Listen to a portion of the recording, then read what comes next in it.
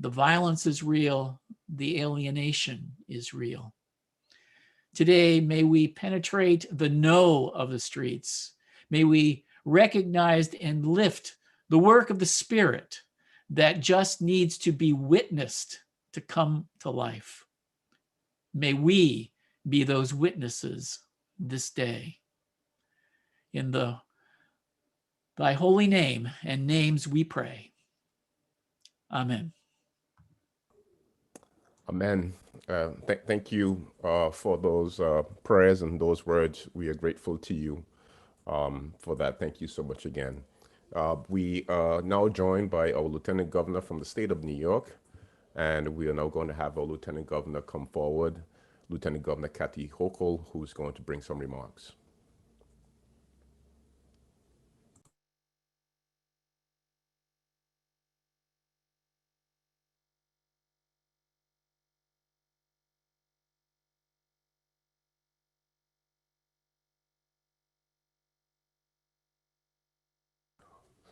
Okay, we will come back to Lieutenant Governor Kathy Hochul. We are going to go to our Congressman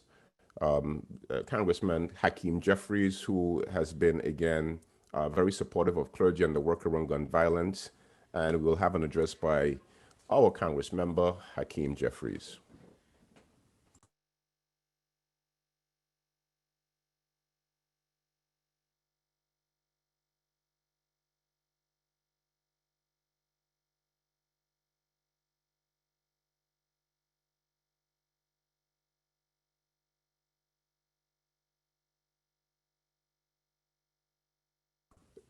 Video by Hakeem Jeffries.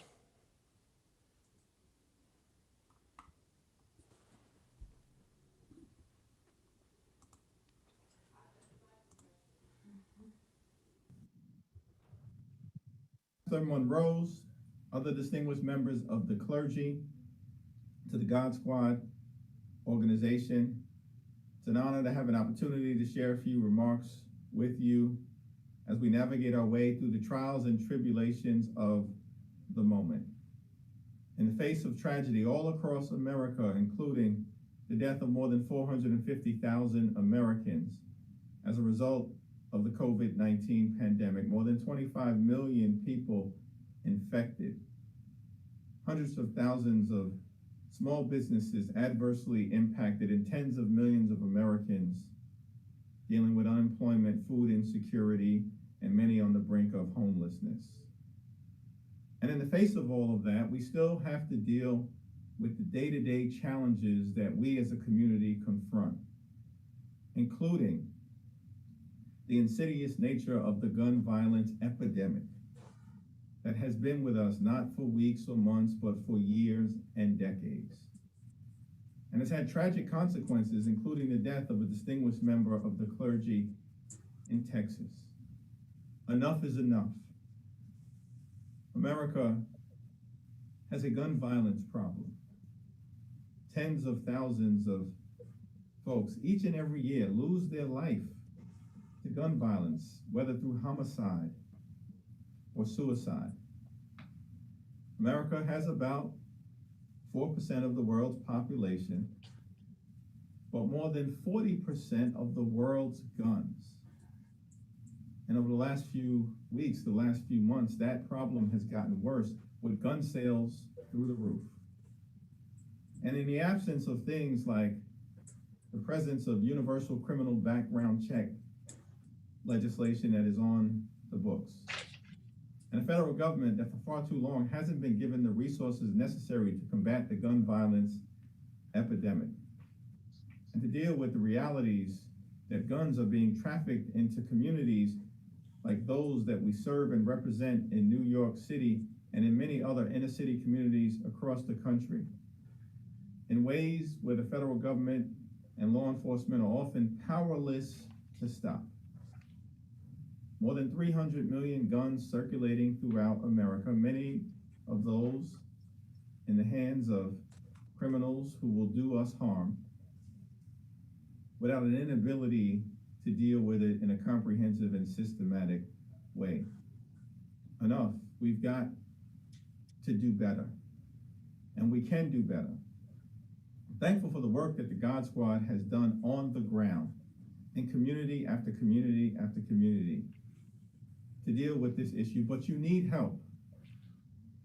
And the House Democratic majority, in partnership with the Senate Democratic majority, with great leadership now from the White House through President Joe Biden and Vice President Kamala Harris, are ready to move on gun safety legislation, including making sure that we close the gun show loophole and close the internet loophole to stop the purchase of guns by people who have no business acquiring them, and by others who are purchasing guns and then allowing for them to be trafficked into communities like Bedford-Stuyvesant, Ocean Hill, Brownsville, East New York, Canarsie, and the west end of Coney Island, neighborhoods that I represent. We need a federal government intervention because the gun violence epidemic is a national problem.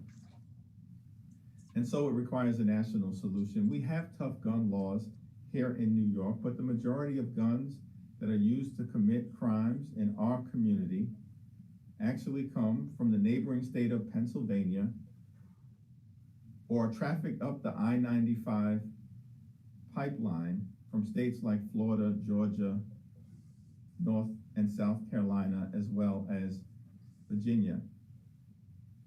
Illinois has tough gun laws, but the majority of guns that are used to commit crime in the city of Chicago actually come from the neighboring states of Indiana and Wisconsin. California has tough gun laws, but the majority of weapons used to commit crimes in places like South Central Los Angeles actually come from the neighboring states of Nevada and Arizona. That is why we need a national solution to this gun violence crisis. And that is what Democrats in the House and the Senate and the Biden administration are working to deliver. Help is on the way. God bless you. Thank you for your tremendous work. God bless the God Squad, and God bless the United States of America. Thank you so much for those words. And I think that we can all relate to that. We have people on just about every state that he called. And I think that's important for us to know that the gun violence battle that we find in our cities as clergy, and we're going to be talking about Clergy for Safe Cities, that we want to make sure that it's comprehensive, right? We can't talk about gun violence issue in a silo just about Brooklyn or just about the Virgin Islands or in Chicago or in California or Florida. I think it has to be a holistic conversation. And so thank you again, Congressman Hakeem Jeffries. He's in Washington, D.C., of course, doing the work for the people. And we're sorry about that from before. Lieutenant Governor, she's on. And good to see you. And thank you again. It was a pleasure to host you 2 times in Flatbush over the years with our Assembly Member Nick Perry. And it's good to see you. And the floor is yours, Lieutenant Governor Hochul. Thank you again. Thank you, Pastor Monrose. And yeah, I'm sure there's a lot of people who wish they could mute me whenever they wanted to, but it's one of those technological things we have to work through. But first of all, to all of you for gathering here today, the National Clergy Conversation on Gun Violence. You know, people would say, clergy, gun violence, what's that all about? It's like, you need to understand, you are the part of the triage when there is an act of violence. The first people who respond, certainly law enforcement. Then there's usually the healthcare community that tries to save someone's life. But you're there literally sometimes on the streets with the family members, holding people's hands, wiping away tears, giving them love, saying prayers with them. And in some of the worst cases, having to make funeral arrangements and to open up your church to a grieving community. And so, of course, you are the most logical ones to raise these questions, sometimes tough questions, and say, why isn't more being done? So I thank you for gathering from all across this nation today to put a spotlight on this. And yes, there's been a lot of attention given to the COVID pandemic. There has had to be. But what we're seeing now is scary. As a result of this pandemic and so many things that have happened since then, what we experienced last summer when we saw an innocent man suffocated to death by a police officer in the streets crying for his mother.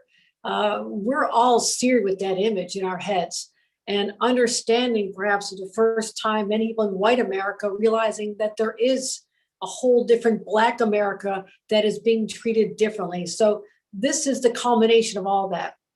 The stress of COVID, more people being home, victims of domestic violence trapped in the home with their abuser, children at home who normally be in school, high school students wandering the streets because they don't have the discipline of being in a classroom, parents pulling their hair out because they just don't know what to do. They've lost their jobs, they've lost their sense of security. So it's actually a natural outgrowth, as much as I hate to say that. It's not unexpected that we would see a spike in crime and a spike in violence in our streets. And we just heard from the congressman, a great friend of mine, Hakeem Jeffries, who I served in Congress with. He talked about the national numbers, as did Bishop Garnes, the 38,000 lives lost a year. You look at a place like New York City, which was the epicenter of the pandemic. I don't think it's a coincidence that we've had I'm going to read this because it's hard to believe, a 45% increase in murders from 2019 to 2020. A 45% increase in murders. We had been on the downward trajectory. We haven't seen a spike like this in 20 years. And we've had a 97% more shootings than in 2019. Every one of those shootings, nearly 1,500, is a family that's been devastated. So what is the cause of all this? What is happening here? Well, you heard that we do have the toughest gun laws in America. Governor Cuomo and I have fought hard to make sure that there's no assault weapons, that we have the strictest background checks, that we eliminated the out-of-state loophole, so you can't be convicted of a crime in another state and still think you can get a gun here in New York. We also are doing more to protect women who we find out are most likely to be killed at the hands of one of their intimate partners, past or present, 50% chance likely of being murdered by someone you know and once loved, perhaps. And suicide rate. The access to guns is allowing people to, in their darkest hour, when the depths of despair, when they find no God in their life to guide them out of it, that they commit suicide because there's a gun accessible. So we're doing what we can in New York. But here's the problem, and you heard it so clearly from the congressman. If we don't have national laws on background check and assault weapon bans and more strict regulations, these guns are just going to keep flowing into our streets.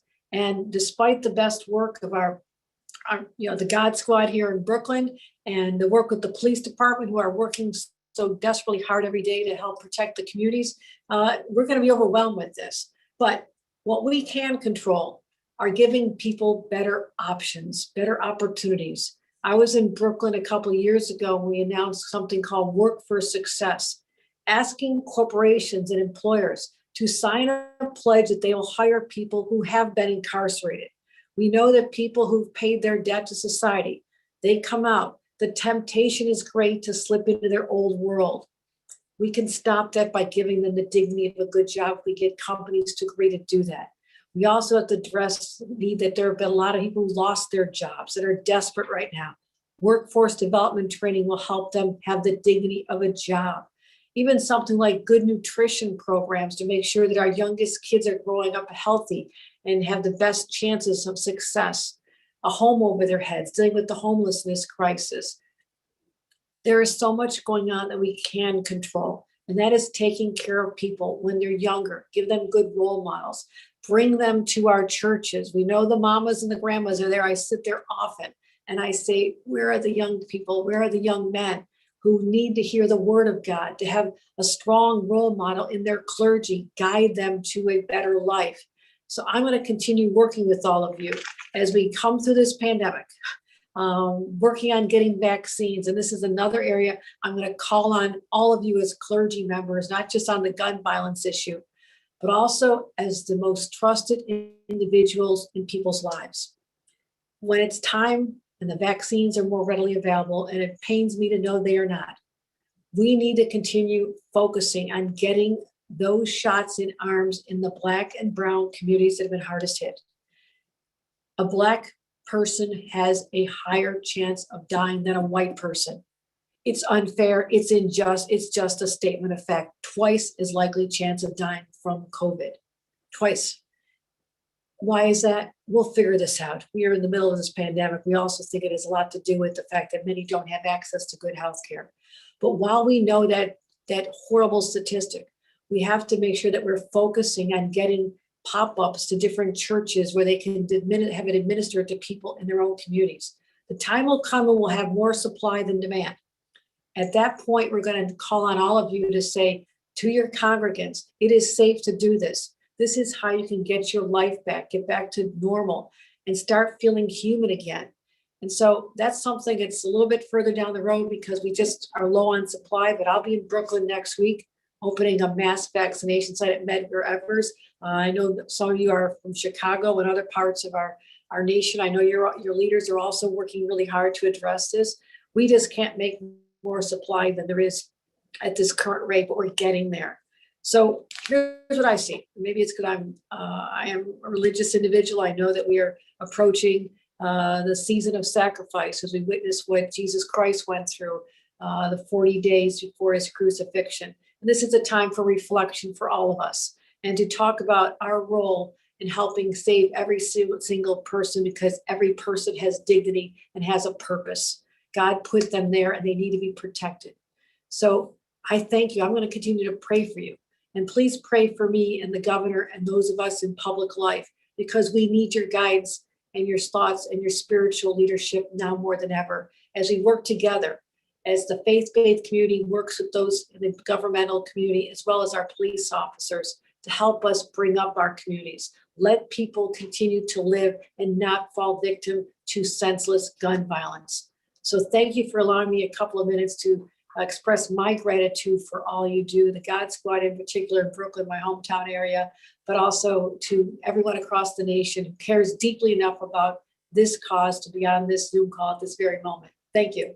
Thank you. Thank you so much. And we really appreciate your words. And we're going to pray for you. We're going to pray with you that God's blessing and peace be upon you and our Governor Cuomo, that we make laws that are just, that are right, that are consistently helping those who are less fortunate.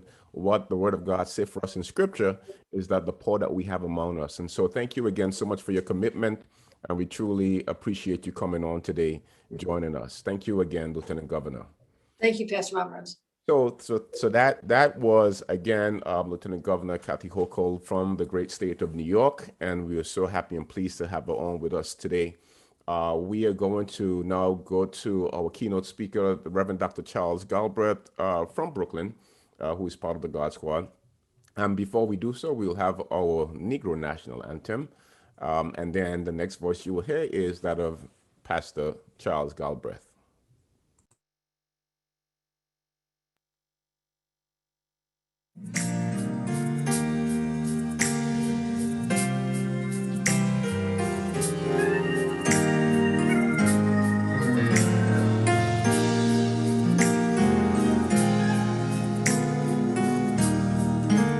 Everybody together, lift every voice. Lift every voice and sing till earth and heaven ring. Ring with the harmonies of liberty. Let our rejoicing rise high as the listening skies. Let it resound loud as the rolling sea.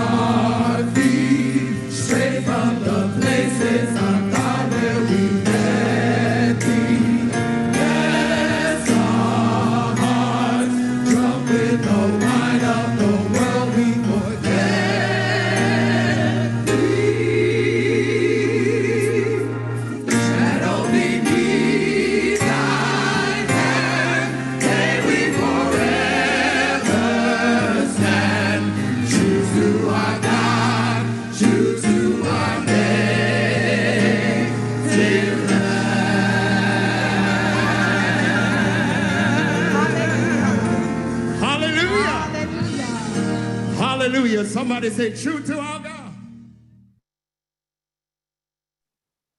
Amen. I love that narrative, God of our weary years and God of our silent tears, the one who has brought us thus far along the way. Before we jump into our address this afternoon, we are privileged and humbled to have with us the senior senator from the great state of New York and our new majority leader, Senator Chuck Schumer. And so we'll invite him even in this moment to come to address us, and then we'll gather back together. Good to see you, Senator Schumer. Well, thank you, Reverend Galbraith, and thank you for the great job you do. I want to thank Reverend Brown, congratulate Reverend Brown for receiving the Clergy for Safe Cities proclamation. I want to thank the great pastors of the God Squad, the 67th Precinct Clergy Council, Pastor Monrose, Bishop Garnes, Bishop Nelson, you, Reverend Galbraith, and Reverend Hines. And I want to thank everyone. We have a lot of people on this Zoom call for their continued dedication to serving and uplifting our communities, particularly during this difficult year. We all know what a tough year this has been. We all know the worst economic crisis since the Great Depression, with so many people losing jobs, not feeding their families, not being able to pay the rent or the mortgage. The greatest health crisis in 100 years. Every one of us knows people who passed away. One of the things that I ache, Reverend, is when I see grandchildren and children on Zoom saying goodbye to their parents and grandparents and they can't be with them. Your heart aches. One little thing I was able to do in this bill is get money for, some of these families had no money for burial, no money for a funeral. We put money in the bill. There's now $7,000 available for anyone who had to pay that in the last year or could pay that in the future year. And look, this has been quite a year for everyone. I was within 30 feet of these white supremacist insurrectionists. If there weren't so many clergymen on the phone, I would use Brooklyn language, Pastor, to describe them, but I will refrain, God be my witness. But they deserve that language, and I'm sure many of you would agree. But we do make progress. We elected John Ossoff and Raphael Warnock, and that's John Lewis's former pastor, to the Senate. And you know, when Warnock was born, the two senators from Georgia were white, evil segregationists. And now we have our first African-American. As majority leader, we're going to have many more African-Americans from the South and everywhere get to the Senate. We're going to back them up the way we did Pastor Warnock.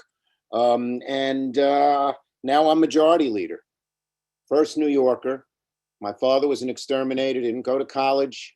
Brooklyn guy, went to Madison High School. And here I am, majority leader, first from New York. So we're going to do a lot of good things, passing money, getting people those $2,000 checks. One thing people may not know about, Pastor, two things I'll mention. One, you may know about, the second you don't. The second, we put in the last bill Pell Grants to incarcerated people. In the past, we would tell these people, make something of yourself, get a job, get a skill, but they couldn't, they had no money. They couldn't apply to community college or anything else. Now they can get there for free. So spread the word, people don't know that. And the second, which you do know, there's money for churches, pastors, more money than before. I got that in the bill to pay for during this tough time when our churches are suffering, to pay for pastor's salary, rents, all these other things. If you're from New York and you need to know how to apply, I'm sure the God Squad has the information, but I do too. Call my office. We've gotten hundreds of churches the money they need. But here's what I want to say about guns. This is an epidemic. It's crippled our nation. It's profoundly affected communities of color. 7,500 African Americans die of gun homicide every year. That's 10 times higher than white Americans. That's a disgusting, disgraceful statistic that we have to change.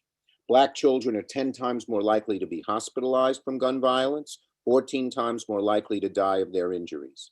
So we have a lot to do. As you know, I was the author of the Brady Law.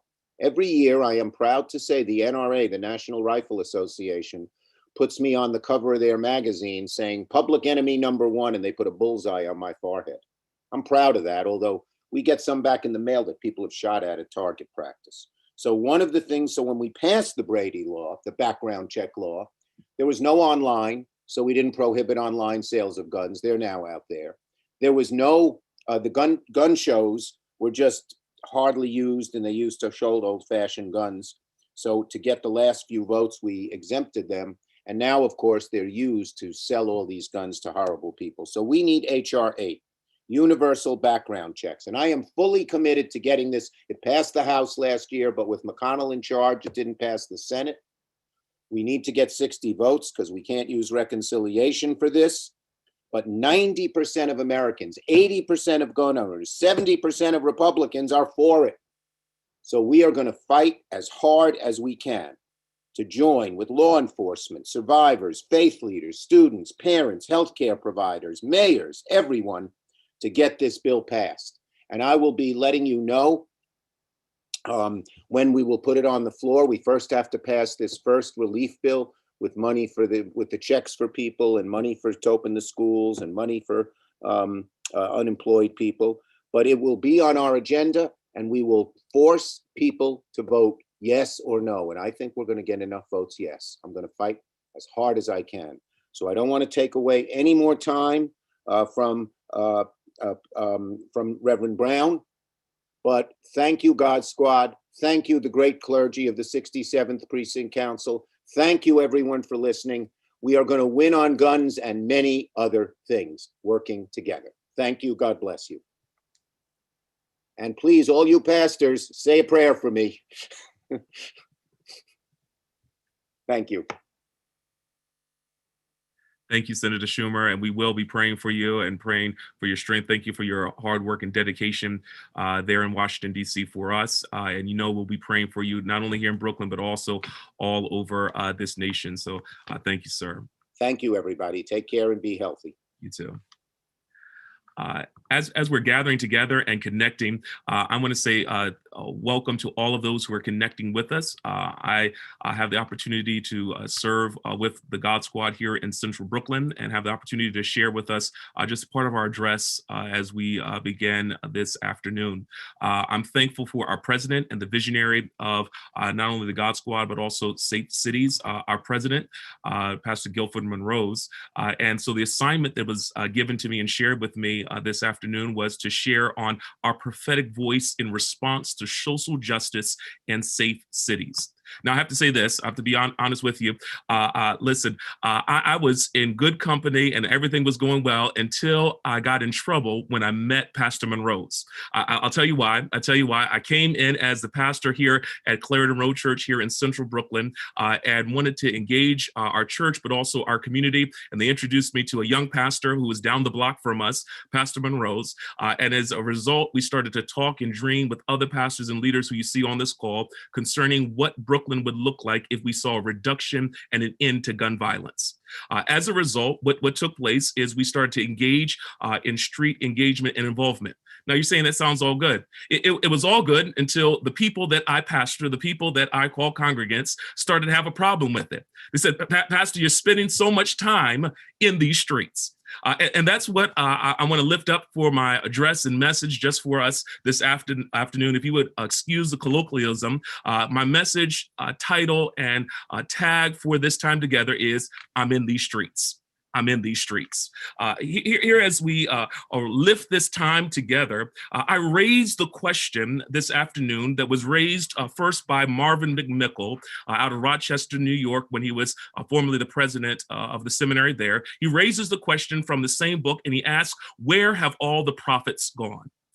He goes on to state that in most cases within our churches, within our organizations, within our faith communities, the prophetic voice of our congregations has contracted laryngitis, that we have gone silent while people are suffering. We have lost our prophetic imagination because, in the words of Walter Brueggemann, we have been co-opted by a royal consciousness. This royal consciousness is this idea that we stick to the status quo or respectability politics, where we offer people a vision of the future that allows those who are oppressors to stay in power and the oppressed people to stay marginalized. I'm going to argue this afternoon. Our voices have been muted prophetically because we have been victims of malpractice theologically. I'll say it again. Our voices have been muted prophetically because we have been victims of malpractice theologically.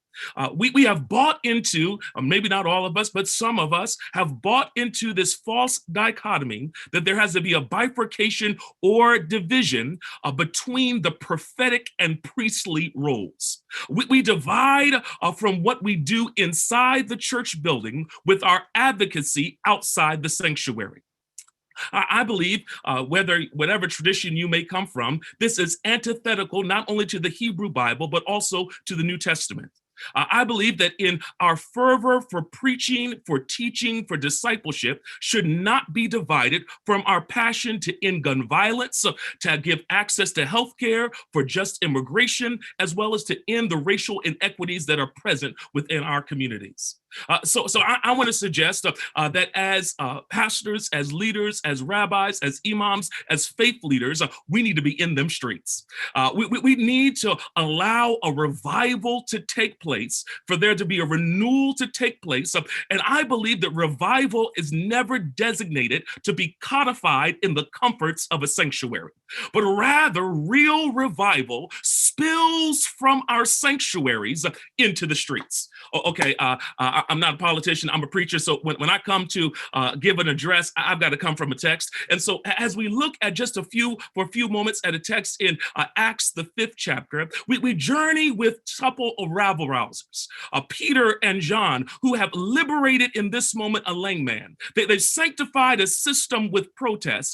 They've healed and helped those who are in the temple. And now they start to move to some places and spaces and start to see that they need to be in them streets. There's several things I can pull from this concerning what it means and what happens when we're in them streets. The first thing is that it starts in the sanctuary and it spills on the streets. It starts in the sanctuary and it spills on the street. In Acts, the 5th chapter, we find that Peter and John, the apostles, are doing many signs and wonders among the people. They're gathered together in what's called Solomon's colonnade, which is part of the temple. And the Bible goes on to let us know that more and more men and women believed in the Lord, and they were added to their numbers. And as a result, people were brought their sick from the streets, and people laid beds on the streets. And so what happened was this: the things that were happening in the sanctuary spilled out into the streets.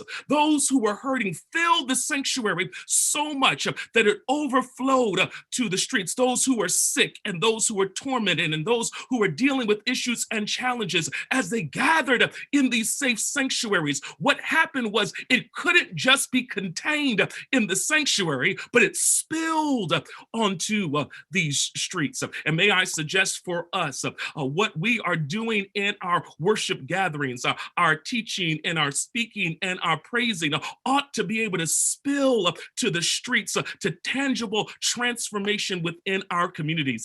I come from a religious tradition of the Baptist as well as Pentecostal tradition. And so we love to praise loud. We love to shout loud. We love to talk about the power of the Spirit. And I say yes and amen. But I want to argue this, that the power of the Spirit is not just for me to lay hands on somebody and they be slain in the Spirit, but rather for us to walk up and down our communities and see unjust practices be made right. I don't believe it's just for us to run around the church, and I'm with it. We need to run around the church, but it's for us to be able to empower our community to run itself.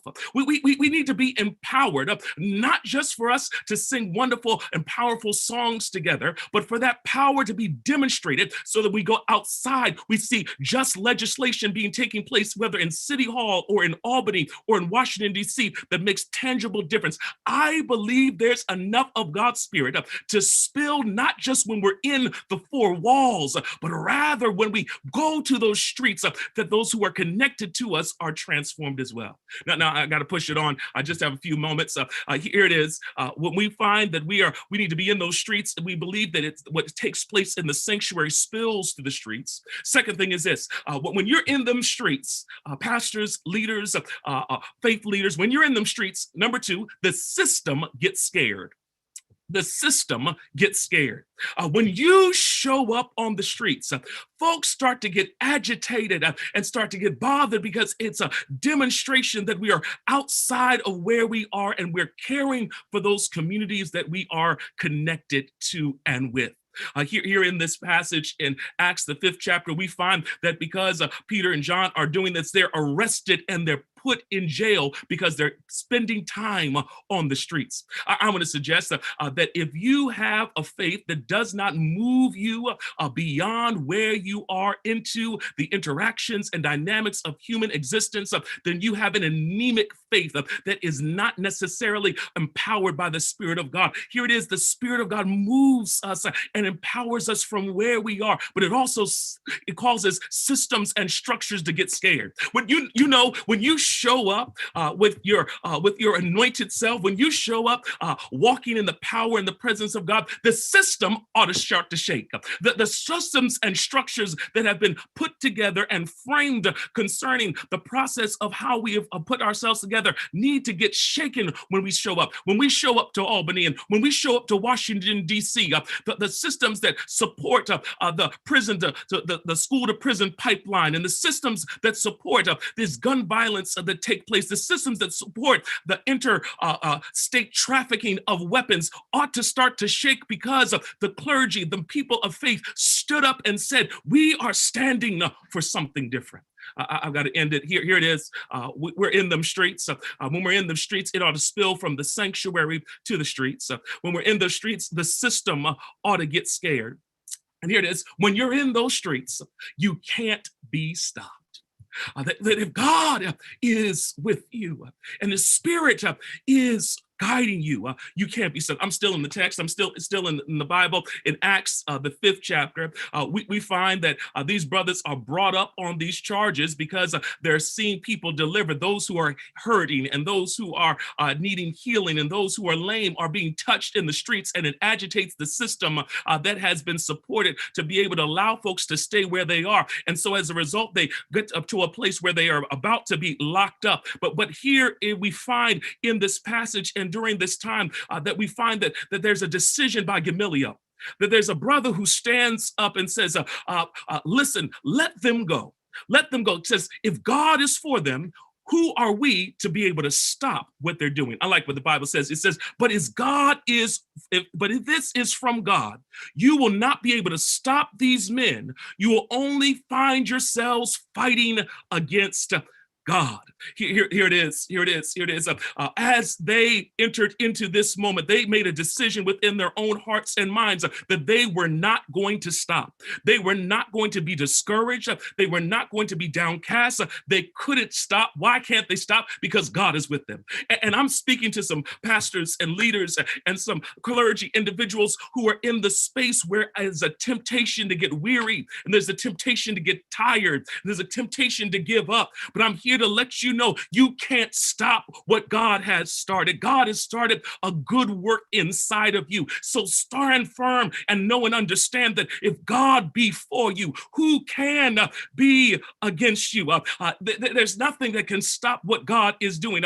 If the sea couldn't stop Moses, if the wall couldn't stop Joshua, if her past couldn't stop Ruth, if 300,000 soldiers couldn't stop Gideon, if lions couldn't stop Daniel, if a Haman couldn't stop Esther, if a giant couldn't stop David, if stress couldn't stop Elijah, if devastation couldn't stop Nehemiah, if depression couldn't stop Jeremiah, if disappointment couldn't stop Job, if shipwreck couldn't stop Paul, if the grave couldn't stop Jesus, then guess what? What God has started, it can't be stopped. Can somebody just type in the chat for me? I'm in these streets. Here it is, I love this. I love this. In this passage, and I'm closing, I promise, Pastor Monroe's, in this passage, what I find is this. I find that as they're locked up, and as they're bothered, they're eventually, the Bible lets us know in verse 40 of Acts, the 5th chapter, says, their speech persuaded them. So they had the apostles beaten and persecuted. Then they ordered them not to speak of the name of Jesus, and they let them go. But verse 42 says, but day after day, in the temple courts, in them streets, and from house to house, they never stopped teaching or proclaiming the good news of Jesus Christ. It's an understanding that despite the challenges that are before us, despite the obstacles and the systems and the structures that may be framed against us, that we've got to stay in them streets. We've got to be in those spaces to say, despite how we may be talked about, despite how people even inside of our sanctuaries and outside of our sanctuaries may be seen, we're getting too political and we're getting too much involved with this. You can't stop because God is in the midst of this. We must stay in these streets. I love what it said. The more they were persecuted, the more they said, we've got to stand in these streets. They were stripped of everything. They tried to strip them of their dignity and strip them of their worth, but they couldn't strip them of the gospel, the evangelion, the making good known. They're in these streets. So our call for us today, our call for us collectively, is to be congregations, to be faith communities that are present and active and engaged in this community. It is Dr. King in his one of my favorite points of literature in the English language, his letters from Birmingham jail, who said it this way: when he had been written to by various clergy leaders there in Alabama to tell him to stop all this rabble rousing, to stop as an outsider to coming in, he pens several powerful words, and I love the phrase, but I also love the context that he's in a prison, just as we see these individuals in Acts in a prison. He pens words that some have even suspected were written on folded up pieces of paper and toilet paper from the prison cell that he was in. He writes words as he quotes Plato and Augustine and looks at Kant, as well as brings together the traditions that are there. He writes these words that I'm going to leave with us today, that the church is not called to be a thermometer that reflects the mores of popular society, but rather a thermostat that transforms these mores, that we've got to be in these streets. God bless you, and we're praying for you as you do God's work. Thank you so much. I'm in these streets. So somebody do shout, I'm in these streets. Thank you so much, Pastor Charles Galbraith, and that is good trouble that we have been in. And I want to tell you that clergy coming through, even what you hear from the Word of God, we have to really position ourselves to understand that there's a relevancy in the gospel. There is a call of being faithfully present in our communities. And I think that this is what we are pushing for clergy and faith leaders of all denomination, all faith traditions, to really push that there is something that you can do. I was speaking to a clergy member as we were planning this summit, and I was saying that, listen, there's a place for you. And he said, listen, I don't see myself as someone who has street credibility. I said that we all can do something. And so there are these different models that we're going to be sharing today that we want to show you that you can do different things in different ways. But one thing that we are going to say to you is that we should be doing something. You have to be doing something. And so I see clergy members from all over the U.S. who are here as well. And we're really grateful that you have joined us. And so we want to go into, I wonder if Chief Madrid from the NYPD in New York City is on. He can bring some greetings on behalf of the police department here in New York City in terms of the work that we see that is necessary. With the thing with clergy is that we have no, there is no out for us. We cannot not say that we're not dealing with our police departments across the country. There needs to be a conversation. There needs to be held accountable to the actions. There needs to be reform. We also need to be at the forefront, being able to talk to those issues too as well. And again, this clergy summit is also to show clergy is that we ourselves, we have to be in a position and a place to push our agenda forward of what we think is a safe America. When you look at all of the cities over COVID-19, when you look at all of the cities that had high COVID deaths, you see that the gun violence were up too as well. And so we are left in our cities. Some of your churches and our churches are celebrating 50 years, 30 years, 25 years in those cities that have gone through the crack epidemic, those cities that people have left them for dead. These are the places in which we minister to. Whether it's a house of worship, whether it's a synagogue, whether it's a temple, we are put in the places where we believe that God is making the best choice for us to do. We don't have the church that we want to pastor.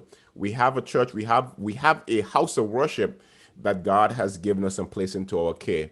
So thank you again, Pastor Charles Galbraith. I'm in the streets. We need to make some shirt to say I'm up in here, up in here. And thank you again so much for that. What a sound word. Yes, is a word of witness, and we thank you so much. Just a few things. You can use the chat feature and also the view feature. We live on YouTube, so you can let friends and family know that if they can't get into the Zoom, we can definitely have them on YouTube. We're going to have a conversation, and then we're going to have a really big dialogue. So we want you to again stay around for this.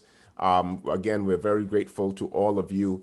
And again, thank you so much. So you can also, if you want to help, because there's about 190 of us on, you can go on the top right of your screen and go to speaker view, and you can see us, just us alone. Or if you want to have the full view, the gallery view, you can do so as well. Also, send your information, your email in the chat. I'm going to get into the chat a little bit to mix it up with you all. And then we're going to have a group of clergy members from around selected cities. We're going to be having discussions, and then we're going to be engaging you in conversations about the role of clergy specifically in the work of gun violence. And we're so happy to have all of you on. Chief Madrid, good afternoon to you, sir. How are you?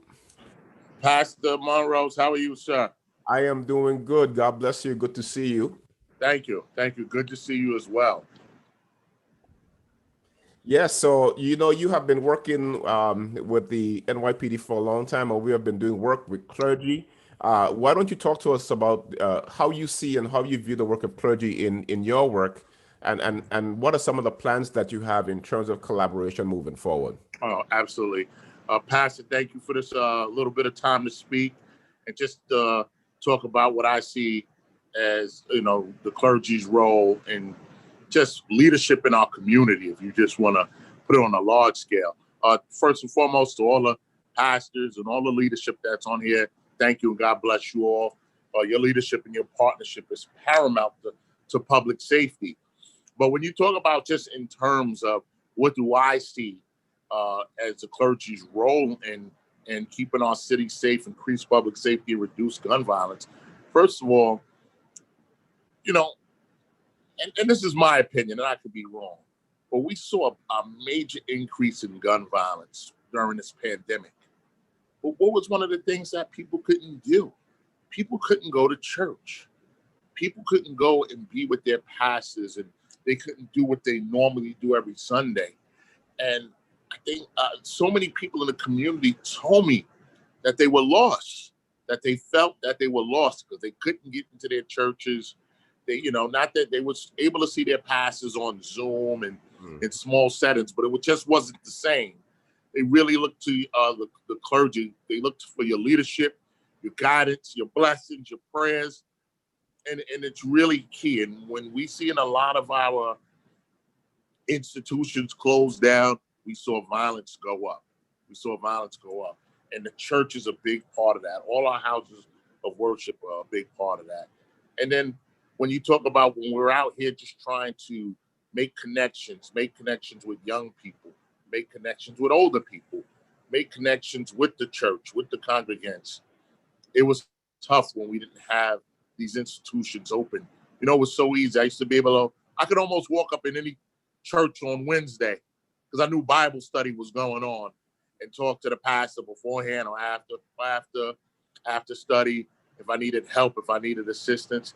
And we lost that. We lost that for a long time where we weren't able to go up there and have that connection where we really need the leadership of the clergy. The clergy are messengers, all right? They are messengers. They're the ones in the community that can go out and talk to people when we can't talk to people. There are times we can't talk to people. We have to ask our clergy to help us. We always push out. I've always pushed out, hey, if you want to get a gun off the street, if you want to get a weapon off the street, and it comes into your hands, take it to the local clergy. Any pastor, any minister, any deacon, any clergy member who calls me and says, Chief, I have a gun, someone turned it in, I'm going to come in there and ask no questions. I'm going to say, thank you, Pastor, for taking this gun off the streets. Thank you, Deacon, for taking this gun off the streets. And it's an extension of us where we're able to do work, where we don't have to arrest people, we don't have to hurt people. It's a great level of trust when we can use our clergy to help us connect with people and get people in the community to do things that they may not trust the police to do. So this is the role I see with clergy, to help them to build the trust, to help them to create the access, to give us a place to go and do things. Being able to go to the houses of worship and churches to do things is very important too. You know, the precincts, people don't want to come to the precincts. We need the church to be able to go to and hold conversation, get weapons off the street. When we do all our gun buybacks, we do them at the church because it's a place that people trust. They feel that's a neutral place. It's a safe haven. And this is the role. It's a critical role for our communities, for our public safety. We need your partnership and leadership. So I don't want to be long, Pastor Monrose, but thank you for this opportunity to speak this afternoon. Thank you so much, Chief, and we definitely truly appreciate your leadership. Thank you again. And shout out to our Inspector Saliba, who is in the 6th, 7th locally. Just came on, and God bless you. And we're looking forward to doing great work with him and his great team here in Brooklyn. All right, so we now go into our panel. I'm going to ask if we can spotlight all of, hold on, let me see, let me get all the names. Idrick Headley, I did not see if he was on, but if you're on, let's spotlight. He's from Fort Wayne United, 10-Point Coalition, board member of 10-Point Midwest. We have from Texas, Fort Worth, Texas, Reverend Anthem, senior from New Mount Rose Missionary Baptist Church. Corey Brooks, if he's on, from Chicago, from Project Hood, Washington, D.C. Delante Goldston, pastor from Peace Walk, D.C. From Chicago, we have the twin power team of Reverend Sierra Bates Chamberlain from Live Free Chicago, and also Reverend Loretta Rice Bonds from Live Free 618. And from the U.S. Virgin Islands, we have Dr. Wendy Coram Valet from the University of the Virgin Islands. We're going to bring back Pastor Charles Galbraith from the 6th, 7th Precinct, the God Squad, to join this conversation. And we want to make sure that we can have all of you on, and you can all unmute. So first of all, this is I think our 3rd national summit. Let me see, national summit. Just make sure that you all can hold 1 second. You all should be able to unmute yourself. And one of the things that we were doing, where is Reverend Bonds? Is she on? Okay. All right. So we got 1, 2, 3. All right. And one of the things that we were looking at is that we started the whole idea of Clergy for Safe Cities. Okay, there you are. So Clergy for Safe Cities is really looking at clergy-based preventative models that works around gun violence. And so sometimes when you talk about gun violence models, you have different type of models. You have the cure violence model. You also have from a health approach. But what we were seeing is that around the country, there were clergy members who are really doing great work.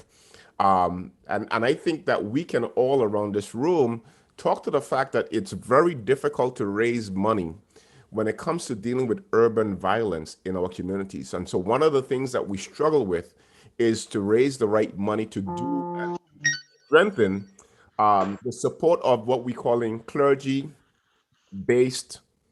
or faith-based gun violence prevention model. So we believe that Clergy for Safe Cities, with this new coalition that we are building. Today, we have 175 clergy members from across the U.S., across the Virgin Islands and territories, who have decided to join on what we are thinking of how we can dream together, bringing the voice back to where it's supposed to be in terms of what Pastor Charles talked about, that prophetic voice, right? And I think for all of us, and you'll be talking to me today and talking to all the rest of the clergy on the group, that there is a difficulty, and if someone from the team can drop into the chat the discussion guide, which will help you, those of you who are listening, to guide you through the questions that we are going to be talking about. If you, Eric Headley, talk to me about what do you think is the beauty of having clergy do the work that you are doing, which is really and truly being in these streets. Well, thank you for the opportunity. Hopefully everyone can hear me okay. My name is Eric Headley. I'm from Fort Wayne, Indiana. I'm the executive director for the Fort Wayne United Initiative, which is a citywide effort. I'm positioned and I serve out of the mayor's office. And so all of these initiatives are under my umbrella. But so great to be here. So honored to be on the screen with you all. And to answer the question, it's quite simple to me. I'm a Christ follower. I'm a pastor's son. And at the end of the day, in my opinion, I believe that the core of these issues is really a lack of God, and the principles that we all believe in as Christ followers are just not instilled in the hearts and the minds of the individuals who are behind the weapons, who are behind the knives. And so the partnerships and the relationships that we depend on with clergy is very critical to our success, as they, as it was said so well and so creatively, the sanctuary should be the streets. And so when we have our efforts on the ground, we create that bridge, we create that vehicle, we create that partnerships that allows the clergy members to be out on the streets with us from an initiative perspective, from a sustainability, from a structural perspective. So it's not just the church going out by themselves, but it's the church going out in partnership with the police department, in partnership with local government, in partnership with initiatives like ours. And so church and state has always been kept separate, but it was not so the church cannot influence the state. It was supposed to be that way, in my opinion. So when we have these initiatives that are on the ground, that are working in tandem, they just work well when clergy is a part of it. Yeah, no, thank you. I think that we walk the intersection, like they say, between faith and politics, and church and state. I believe that there's a thin line, and that line could be bridged. That's why we're doing the work that we're doing. Reverend Brown, good to see you. He is definitely our overall leader. We are going to be giving him our first ever proclamation from Clergy for Safe Cities today. And sir, we have a great clip from you that we're going to share later on from the TED Talk. And you said that when you started off your ministry, you had wanted to be a lot of things, and you wanted to be a pastor who had a mega church just about, but it wasn't really working out.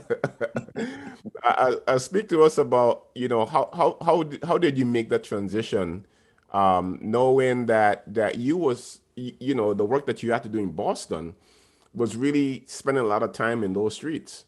How did you navigate your theology to do that type of work? Yeah. Well, first of all, Pastor Gill, thank you for having me on this wonderful event, and to see so many of God's servants on board, engaged in this way. This is in my opinion, this is the ministry for the ages right now, for where we are and for what we have to deal with. All of you are on the front lines, the very front lines, the vanguard of where our community would go. When I started doing this work, I thought I was going to be a mega church pastor, 20,000 members, my own television ministry, my own clothing line, the whole 9 yards, right? About a year pastor, my membership went up like 20 members. So, mega churchton was way down the road, right? But, honestly, it was really about being led by the Spirit of God, serving God's people, representing the community, because in our tradition, we also represent the community. And it was clear to me that when the violence started to rise precipitously, that we needed to respond. But my problem was that I responded within the constraints of the type that people would have in their minds of who a pastor should be. You know, so you preach decrying the violence, you have programs that you develop within your church, outreach programs for at-risk youth. And it looks to everyone that, you know, you're making a contribution. But, you know, God did not call us to make a contribution. God called us to face the problem and through the help of the Holy Ghost, overcome the problem. And so when the violence started to spiral out of control, it was clear to me that I needed to do more than preaching. I needed to do more than have programs in my church. And when 2 people got killed, maybe about 100, 150 yards away from my church, and I found out that one of them was running in the direction of my church and didn't get there. Not to say that he was going to the church, but if he would have gotten there, there was nobody in there. Knowing that, you know, the church wouldn't have been there to help him, it became one of those things that I just couldn't sleep at night thinking about. And so as a result of that, I started to realize that if I wanted the church that I was preaching for, I needed to reach out and really redefine what community meant. And before then, community meant the folks that were in my congregation, the type of people that were church folks. But if you really wanted community, you had to include everybody, which meant those who were involved in gangs and drugs, those families that generally don't get into churches. And so I started to do the outreach. And all of you know that when you start doing that, it's a very humbling experience for a pastor, because you go out there, you know, you can't have this triumphal, you know, sort of evangelistic message. You have to do more listening than preaching. And then when you do that, you find out that there are lots of people outside of the church who would love to come into the church, but because of the people in the church and how they behave, they don't come in. And so you got a lot of folks who have been rejected by churches, who've been mistreated by church people. And so when you get into the streets, you have to engage in a process where your theology has to be tempered by your experience in dealing with folks who don't normally come to church. Yeah, and that makes sense for sure. You have to definitely have a different type of move when you're in the streets. It has to be framed by not only the spirit of Christ, but also the spirit of Peter too as well, right? You have to be able to have some edge on you. And yeah, thank you so much for sharing that. So Dr. Wendy Coramvelli from the U.S. Virgin Islands, give us a basic overview of what is happening now in the Virgin Islands when it comes to gun violence. How the territory is dealing with the violence, and what the university is kind of putting forward as some great clergy-based initiatives to be able to help with curb the violence in the Virgin Islands. And then we're going to get to everyone, and then we're going to just chop it up a little bit to have some discussion. So everyone do it quick, and we'll get to everybody. Once we get the first round, and then we'll then have a discussion. All right, go ahead. Good afternoon, and thank you for having me as part of this panel. In the U.S. Virgin Islands, we know that violent gun-related crimes continue to threaten our public safety, and with a population of about 103,000 people, we have on average about 40 homicides a year during the past several years. And we have already exceeded that number. We had already exceeded that number in 2020, and it has already begun again in 2021. So one of the things the university did was created the Anti-Violence and Peace Initiative, for the purpose of utilizing the resources, insights, and expertise of the university to combat the existence and increase of violence in the territory, and to work collaboratively with government agencies, private entities, and community organizations to curtail violence, and also to promote peace, alternative dispute resolution, strategies, and perspectives throughout the Virgin Islands. So one of the things we recently did was we worked on a bill to establish an Office for Gun Violence Prevention, which was passed signed into law in December of 2020 by our governor. And we're in the process of actually building out the office and getting everything established. And the university certainly played a role in writing the legislation and engaging in policy writing. Some of the other things that we're doing is creating programs that will help to really change the mindset of people in general within the community, because everything, as you know, begins with thought. Mm-hmm. If you think it and you continue to think it, chances are you're going to do it. So even when it comes to gun violence, that concept is real. And so we have to start working on changing the mindset of our youths to be more peaceful in their approach, as opposed to, you know, taking a violent approach to dealing with situations. And so we're implementing in collaboration with one of our local nonprofit organizations, the Rotary Club, to implement a Building Peace Through Service program that's going to be integrated within the curriculum within our schools, from the elementary to the junior high to the high school level, and even to the university level.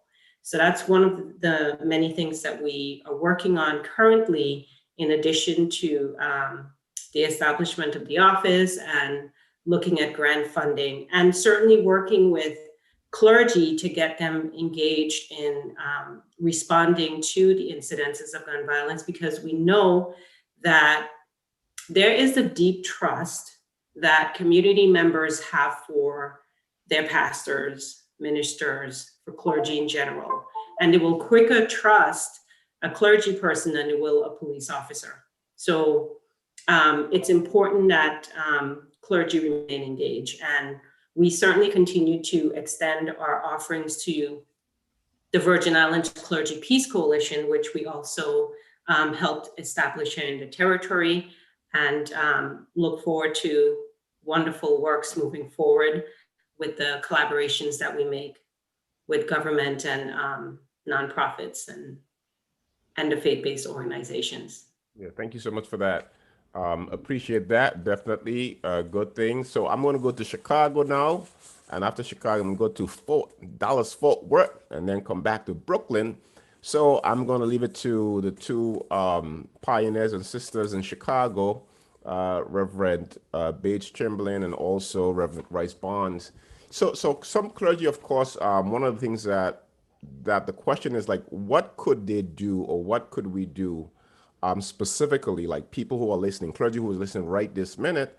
Maybe there might be one clergy in a particular city. Maybe there might be a rabbi or a Sikh or someone else, a Muslim who is within this particular city, and trying to figure out, how do I move forward the information that is going to be shared today? Could you give me, in both of you, you can go back and forth, exactly like, give us the on the ground, hands-on work of what you do, so that we can then start to now draw out, as we go around the room, how it looks on the ground with clergy doing work when it comes to gun violence. Because sometimes when you talk about clergy dealing with gun violence, I think that there is not the right framing of understanding that clergy is literally doing specific things, on the ground. So if both of you can talk about that what's going on in Chicago, what's going on in East St. Louis, We will definitely appreciate that. Sure. And thank you for having us on. Much love to the God Squad. And always showing love to Reverend Brown, who has shown so much love to our area. So I think I'll just give an overview of what we're doing in Illinois and Chicago, and then Pastor Larita can close us off with sharing about what's happening in East St. Louis and our chaplain cohort that we've launched. So I just want to just give a quick overview and statement of saying that gun violence is definitely just not a Chicago problem. Oftentimes Chicago gets a lot of the attention because of the volumes of homicides. But if we look at Black communities across the state of Illinois, there are high percentages of homicides and shootings where there are low-income Black communities. So I just want to state that first. And oftentimes Chicago receives a lot of the resources which is needed, but a lot of the surrounding communities lack the resources needed to intervene in the homicides. And we all know that the root causes of gun violence is racism and poverty, a lack of investment into Black and brown communities. So what we've been able to do as faith leaders is not only invest our energy into outreach strategies, which is needed. And again, Pastor Larita can talk a little bit more about how we've been able to assist faith leaders on that end. But then there's a huge role that we've been able to play on the policy side, which means that we knew that the work that was needed, there are a lot of amazing outreach entities across Chicago that's doing great work. But the piece is always funding and making sure that the money is there to invest in community-based strategies and removing or reallocating funding from strategies that we know that are not working, or public safety strategies that we know are not working. So that means that we're we have been advocating for reallocating funding from the policing budget, which is oftentimes a third of our municipal budget, and investing them into community-based strategies that we know work. Another thing that we've been advocating for is amplifying a public health message. Again, when we are looking at gun violence as a public health approach, and we're educating our faith leaders on understanding what that actually is, and educating our faith leaders on how trauma is impacting our communities and how we can be more, how we can help to educate our congregations on how they can become trauma-informed congregations. And again, when we're uplifting up this public health piece, that is decentering any type of public safety strategies that center law enforcement approaches, because again, research says that that is not keeping our communities safe. We are keeping our community safe, and we need to make sure that we have the investment in those strategies. Another thing that we've been able to do is, again, lift up the fact that violence is a problem across the state. And we're not only in East St. Louis and Chicago, but we're also in the south suburbs.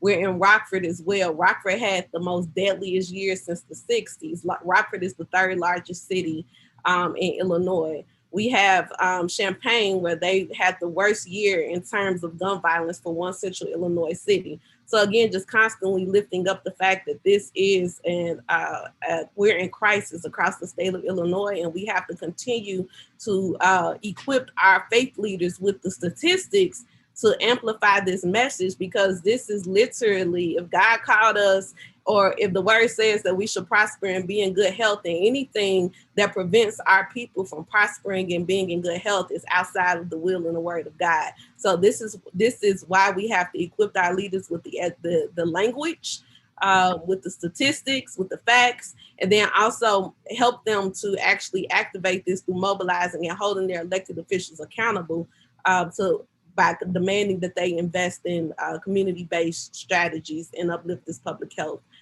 piece. And so I'm going to send it over to Pastor Larita to discuss our chaplain cohort that we've been building, and then East St. Louis as well. Yeah, thank you for that.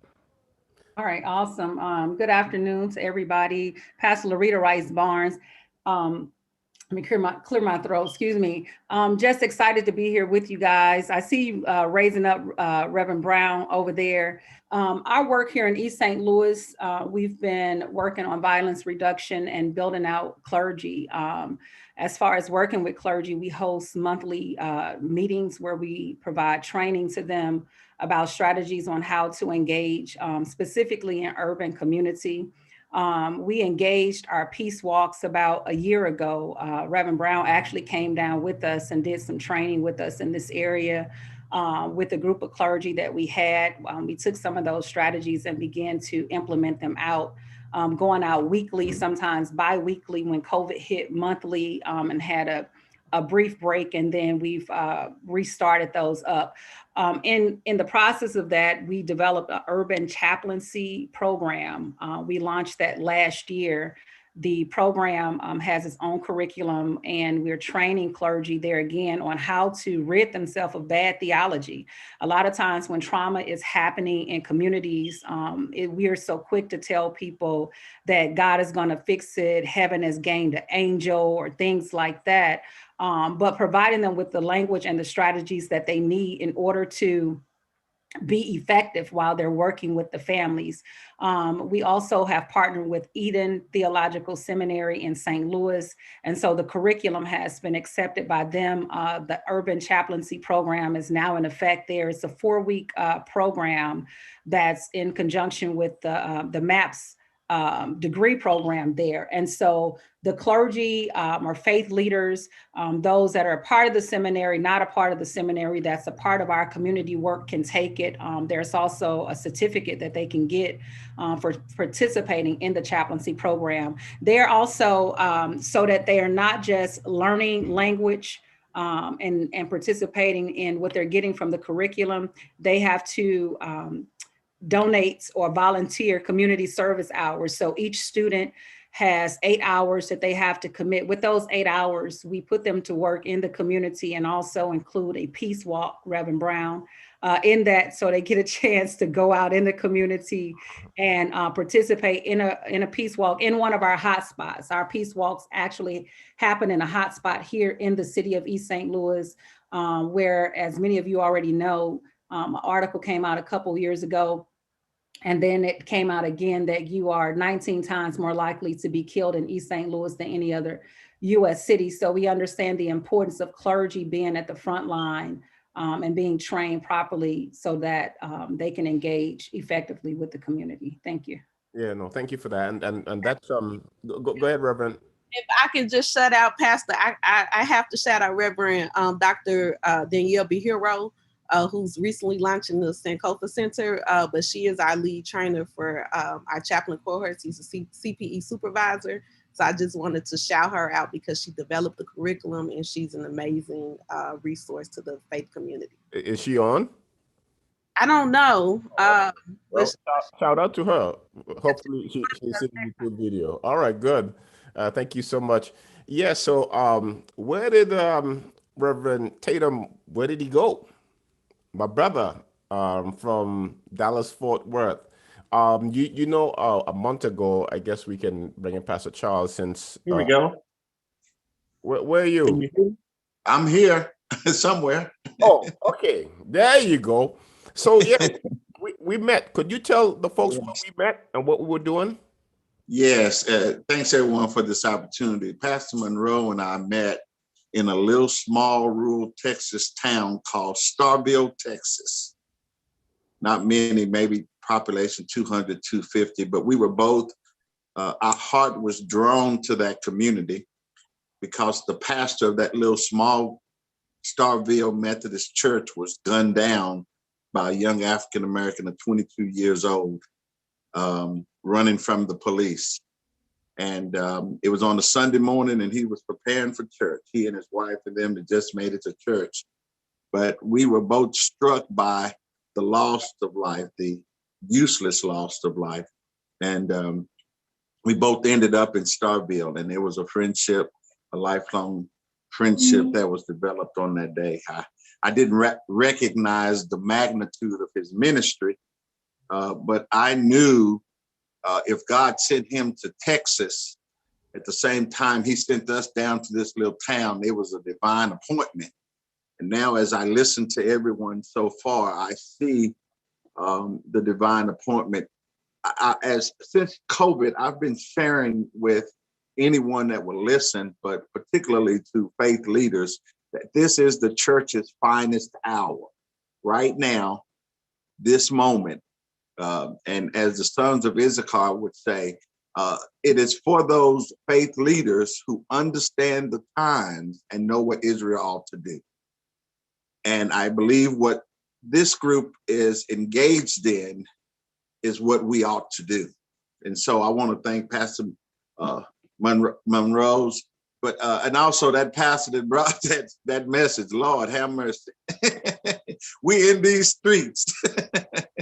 And it's critical that if you are a faith leader and you don't understand that, then you're going to miss this hour that God has given us. And so I'm glad the God Squad is coming to Texas. Whenever you're ready, we're ready. And we want to connect with each of you in a way that we know is practical and it makes sense, because you're both talking from a practitioner perspective, those who are working in the streets, but also from a public policy standpoint, who's making the rules and the regulations that are impacting our community is very critical. We've had an African-American, the first African-American in the history of Fort Worth, now in with this, who was terminated here in Texas. He was from North Philadelphia.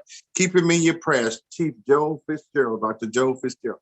He was terminated for doing the right thing by exposing bad cops and people who protect bad cops. And he ended up losing his job, and he's now, of course, in the courts. But that's what we're up against. You know, it's those who have been institutionally responsible for this, who are still in place. Those new guys, and I thank Senator Schumer for his comments. But you got a new day in the Senate and the House and the White House. We have 2 years to make effective change, and I'm glad y'all are part of it, and I want to be a part of what you all are doing. Thank you so much for that, and it was definitely powerful to see you in Starville, Texas. And one of the things that we did too as well, while we started off with this role of working with clergy, is that when clergy needs help, who comes to help clergy? And I think that we have to be the ones, God forbid, that something, even on the side of support, that you shot and kill, God forbid, in the house of worship. And we have seen that happen over the years, anti-Semitism. We have seen that type of phobia against the Muslim community.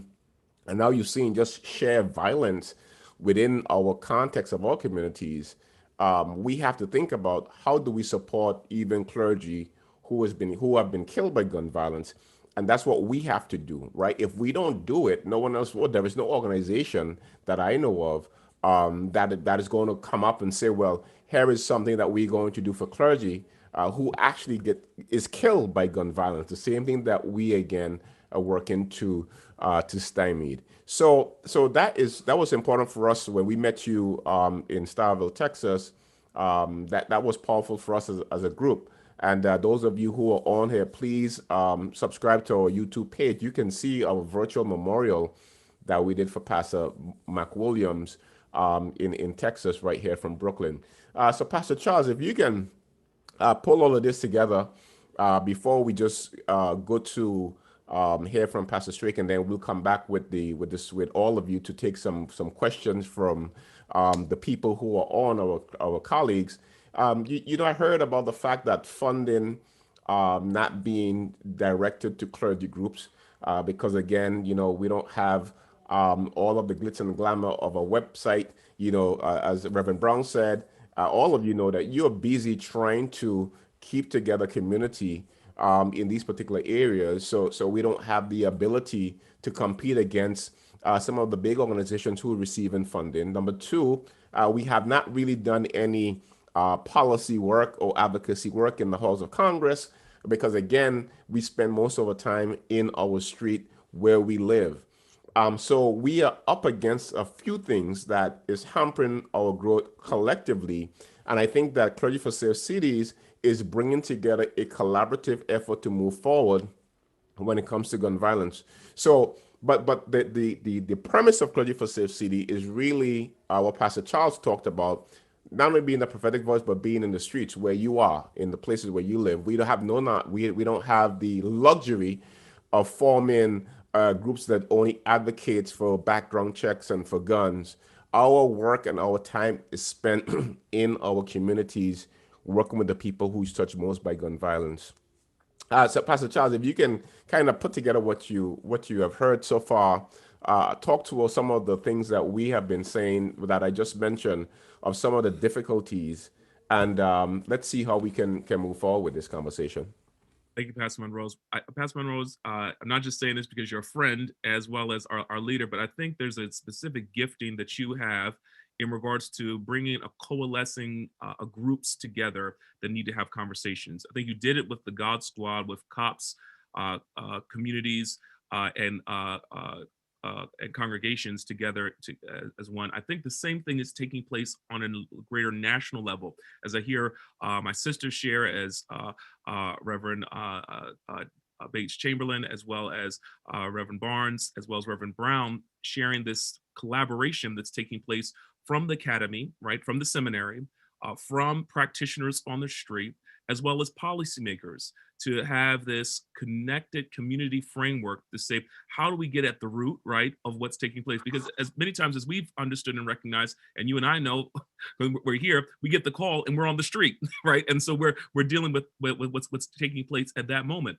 But we understand, and everyone knows, that things don't happen by accident. They're that way on purpose. Right. And that speaks to the framework of policies, as well as the funding and resourcing of certain dynamics within our communities to see how things are. As you know, we don't believe in bad neighborhoods. We believe that wherever a believer is, wherever somebody who calls themselves a child of God is, that's called holy ground. But we recognize that communities suffer injustice, not by accident, but on purpose, that there's somebody benefiting from the destruction and the desegregation of our communities. And so we need policy individuals to say, what are the policies, what are the frameworks that have gone into place to see these things perpetuated continually? But also, I believe, in regards to the seminary and how we have are training and leading up the next leaders within our understanding of faith is important. As I shared in my remarks, I believe that unfortunately, for many years, the church and pastors have been victims of theological malpractice, where we have seen that there is a disconnect from what we do and what we speak. And now I believe in this moment, in this time, as Pastor Tatum is calling us to, this is the time where the church needs to get it together, right? You guys are on the front lines, but I'm letting you also, there's a lot of pushback from denominations as well as from other organizations and churches concerning this work, to say, no, that we need to have this in the very educational framework of our seminarians, and a holistic understanding of what we are called to do, to say, I'm not just the pastor of the people who show up on a Saturday or a Sunday or Friday night, but I'm the pastor of the community that I'm located in.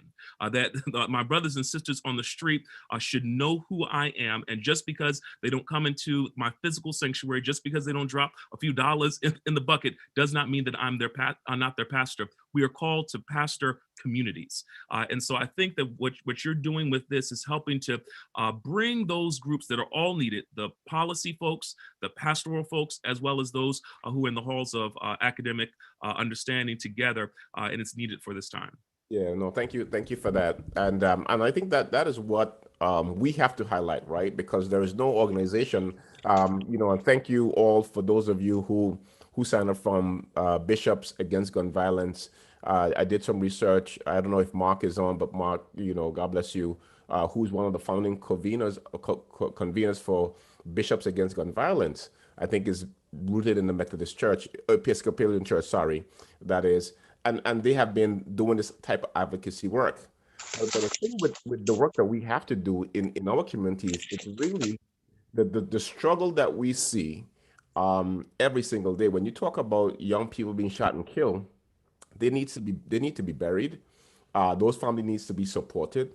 And so this work comes back on us. And locally, your local church probably don't have, of course, the resources to deal with all of those. That's why I think that in our discussion guide that we are going to put again into the chat, it's a good conversation for you to have for clergy in your community and in your city to be able to help you go along. And our commitment to you too as well, those of you on, well, we still have a good 176 of you on. I want to tell you that is great. We want to thank you so much for that. What we are seeing is that we have to be the resources that we need and then come up with the national agenda that we can give someone like Senator Chuck Schumer, Hakeem Jeffries, Congressman Hakeem Jeffries, to give the Biden administration to not only talk about the fact that we want money to ban assault rifles, but how about supporting clergy-based groups who Brother Headley talked about from Fort Wayne, who is merging together with not only the police officers and law enforcement, but also to who is dealing directly on the street, on the ground, to help build that type of capacity. And I think that is what is needed. So we're going to come back. Everyone, don't go anywhere. You're going to have an opportunity to get into this room with us and ask us questions. And anyone who said something and you would want to respond or ask them a question, it is fine. I'm just going to say right now, we're not going to respond. We can't answer every question. So if you just have one question for us, that'll be good too as well. If you want to put it in the chat, when we say we're ready, we will be reading it in the chat and we'll just have our panelists take those questions and respond to them. All right. So right now we're going to go to Pastor Louis Straker and our panel will be back in 10 minutes. Pastor Straker.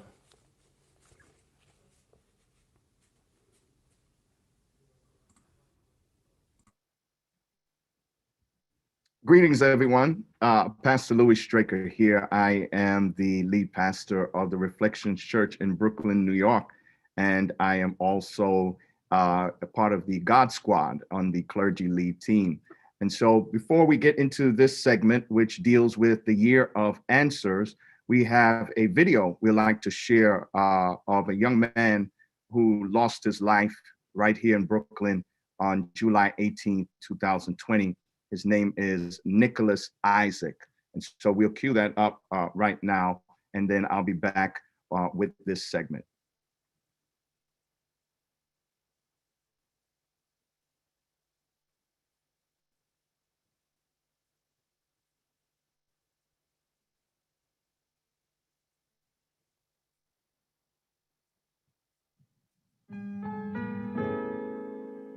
I'll describe myself as a straightforward person.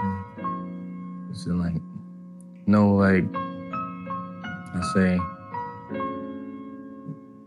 no second, like more blunt of a person. Like, I won't hide.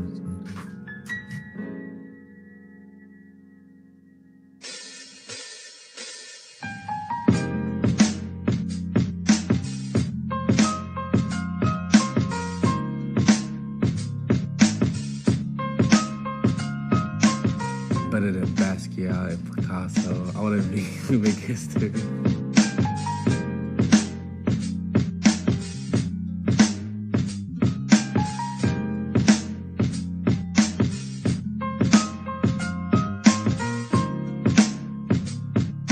Sometimes I'll just be angry and I just keep crumbling up my papers, but most of the time when I'm happy, I make some good work.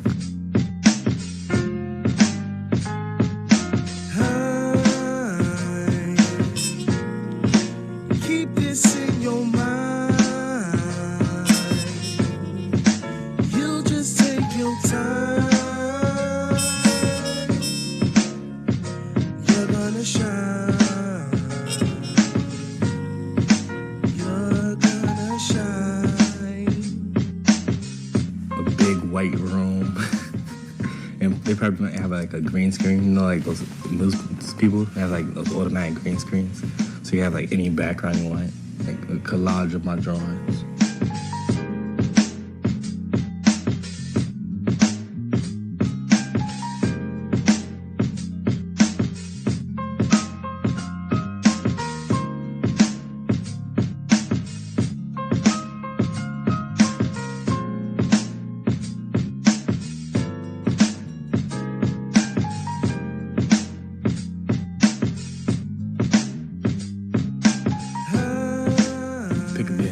of your chin.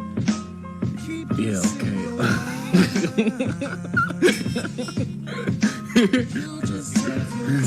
Cut. You're gonna shine.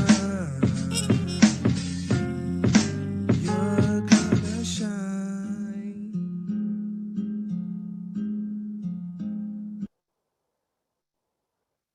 Rest in peace to Nicholas Isaac, one of our bright, shining community artivists that was taken from us due to senseless gun violence on July the 18th of last year, right here in Brooklyn, New York.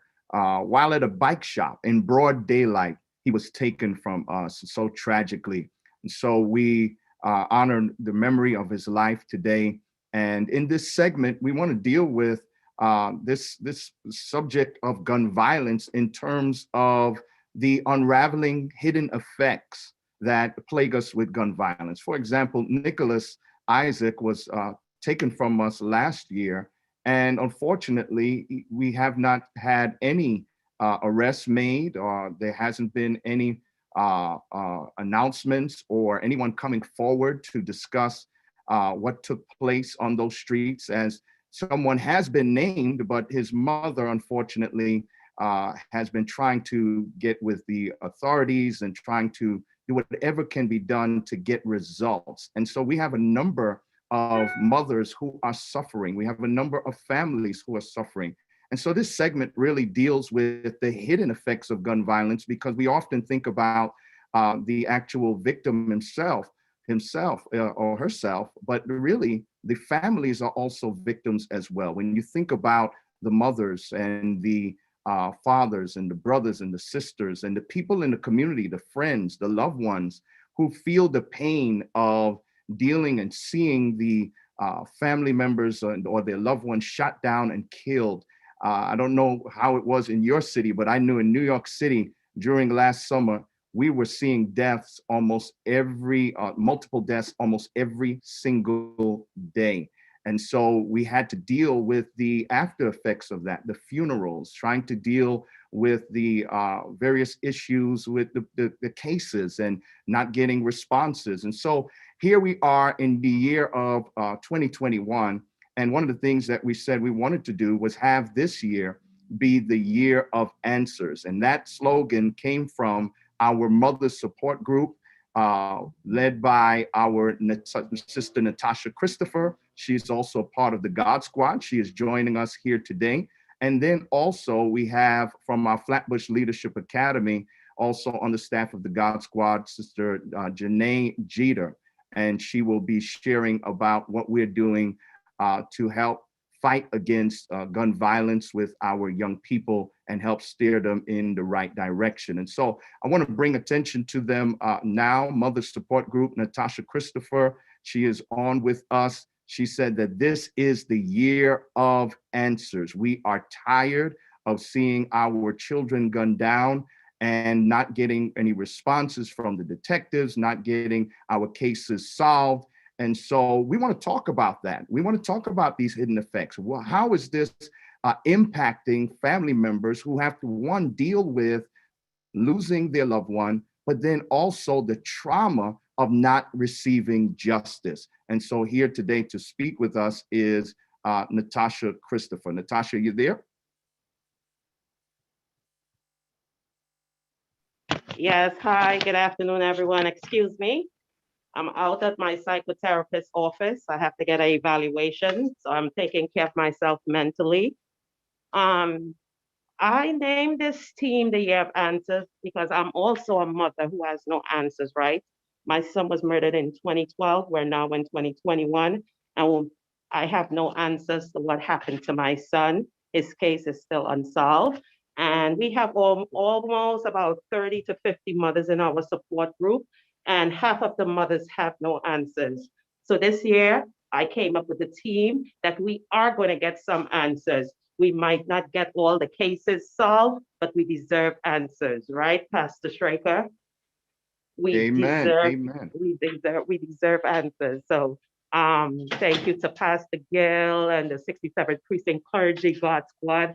who has always been there for the families, especially me. You know, I work as a survivor outreach lead for the 67th Precinct Clergy God Squad.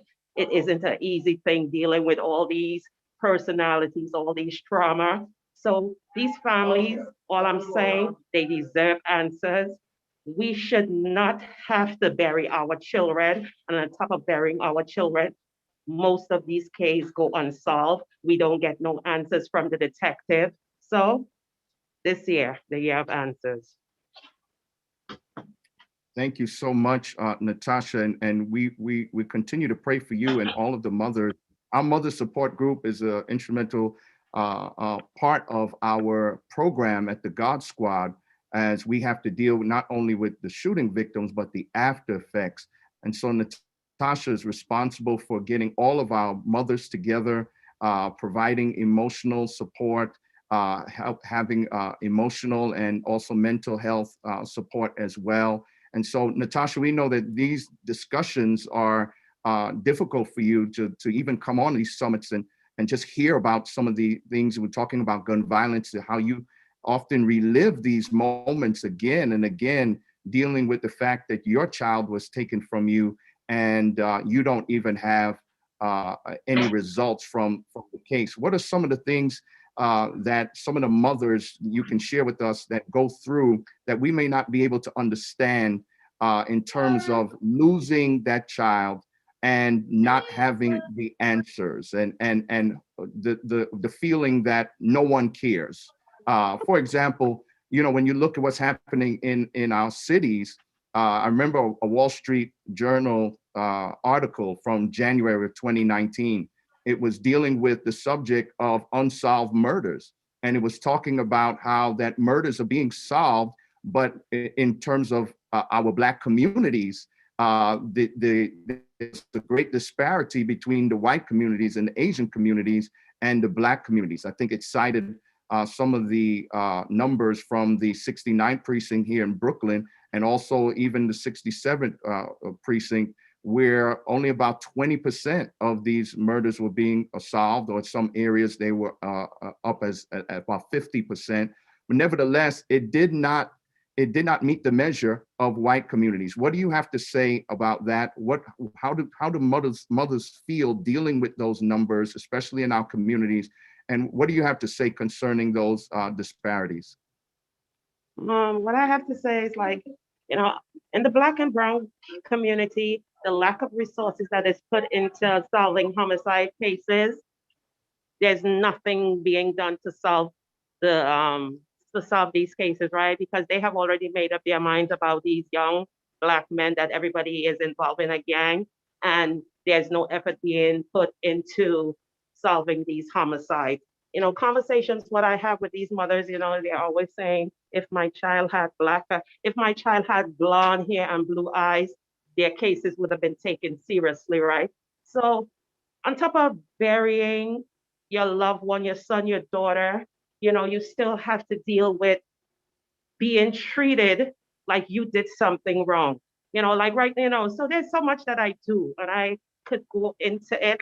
Like right now, I'm helping a mother. Her son was killed maybe a year after my son was killed. And this mother is always on the verge of wanting to die, kill herself, take her life, because her son was murdered. There's no answers. It doesn't seem like no one cares. And the person that I talk to and who knows what is going on is Pastor Gill. I had to be out of town this whole weekend to go and get her. And she's staying at my mom's house. I'm not going to give no name, but this is one of our mothers from my support group, and bring her back up here just to give her some love and give her strength and guidance, because all she seems to want to do is take her life. And this is the things that we do when I work with the God Squad, just finding ways to show her, like, some days I don't want to get up, but I get up and do the work. And it's just to keep motivating her, to let her know that there's people here who loves and cares about her. You know, she's done the work of therapy. Therapy isn't for everybody, but right now we're trying something different. So she's staying with me and my family. So these are the painful effects of gun violence. And we need people to see, you know, even after these parents bury their loved one, they're still left with all these traumas. And thank God for organizations such as the God Squad. They never leave the family side. And I'm a testament to that. Well, Natasha, thank you so much for taking the time to speak with us today. We continue to lift you up in prayer, yes, and all of the mothers who have dealt with the loss of their children and not getting the answers. But this year, Natasha, is the year of answers, and we are going to continue to press.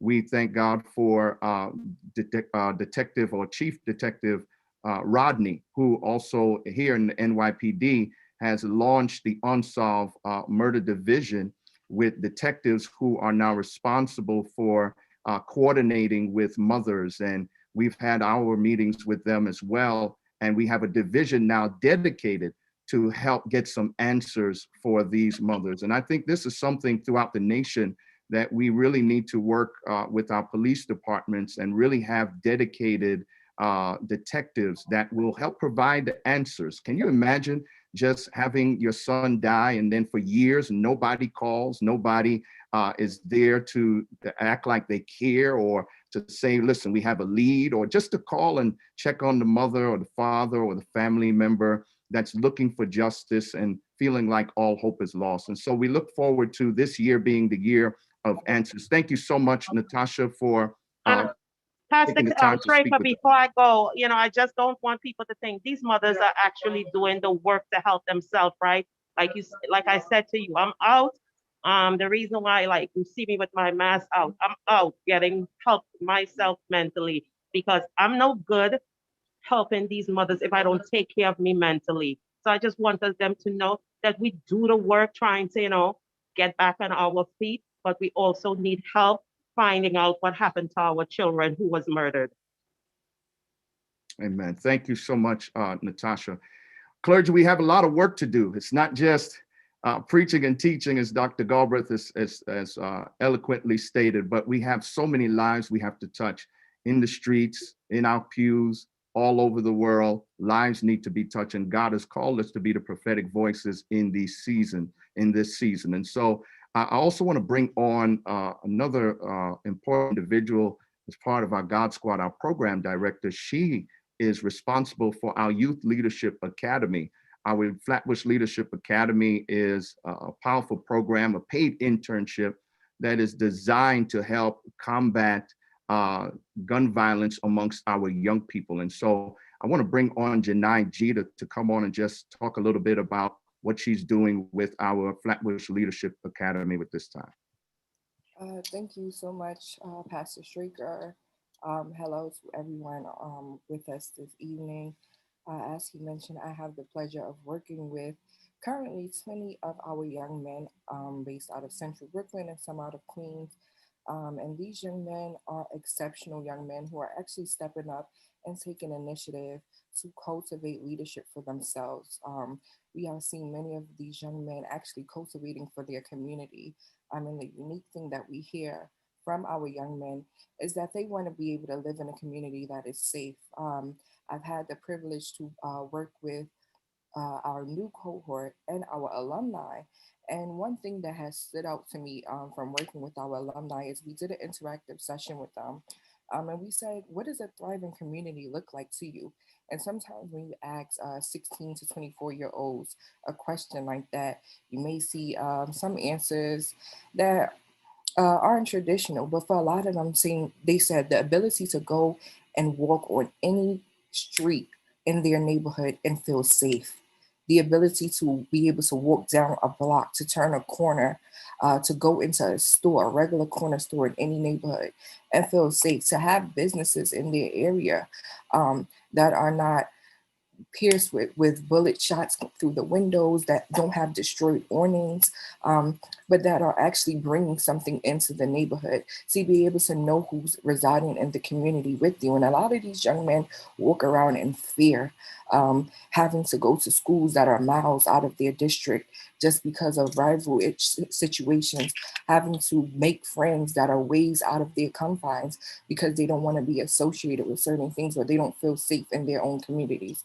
But we have a leadership program that allows them to, one, foster and develop tools that are needed to be great young men in whatever field they see themselves in, putting them in positions where they're able to network, where they're able to partner, and where they're able to grow. We have so many trainings with them. We've just conducted a peer pressure training where they're able to talk about the current things that are going on in their own network that are making them feel pressure to make the decisions that they often make in these times. We have mentoring, intentional mentorship for each and every one of these young men, where they are paired with someone who is in either a similar field or have gone through similar life experiences and are able to help and guide them along the way. One thing we know is that mentorship is intentional and it's effective. And when we work the process and we work with these young men on an individual basis, we see change, right? Through our program, we're definitely, as they become alumni, we don't want to abandon or leave them, but we definitely want to make sure that we are with them along the way. So partnering them with different internships, programs, apprenticeships, jobs, so that they are productive young men and women of society. We are currently working with 20 young men, and pleased to say that starting April, we will be working with some young women because we don't want to leave out the young women of our community that need to address the traumas. We have one really important session coming up, which is a trauma community mapping, where they're really going to get engaged in their community, express the issues that are have in their community, and speak and be advocates for change. So continue to support them. We have youth that actually want to see change, despite what the stigma is, despite what the articles are saying. A lot of our young men and women want the change, want a juvenating, a thriving community. And we at Flatbush Leadership Academy, through the God Squad, are here to support them in whatever direction that they are going for positive and productive change. So I just want to thank each and every one of you. Continue to support us and partner with us in any way possible. Thank you so much, Janai. We are so glad to have you and the work that you're doing every single week, meeting with our young people. Also the mentors that are part of the program, clergy and community leaders and elected officials that come on every week and personally take a vested interest in these young people's lives, leading them and showing them how to become leaders is so instrumental and goes a long way in helping so many of our young people have, and that they can see that their lives have meaning and purpose, and that they don't have to be defined by where they live or the income bracket that their families have, but they can see themselves as being governors one day and presidents one day. And we thank God for the work that's being done through the Flatbush Leadership Academy. I want to take the time to just remember those who have lost gun violence, their lives to gun violence. I think it's only appropriate on this this platform, as much as we've spoken about gun violence and the hidden effects and some of the things that we can do from a national standpoint, but we have to remember those who have lost their lives as well. And so I want you to join with me in a litany of remembrance. And we are going to ask that you keep your devices muted. We do have individuals that will also respond to the litany, and you can respond silently as well. But we want to remember those who have lost their lives and give a charge to the prophetic voices that are on this call.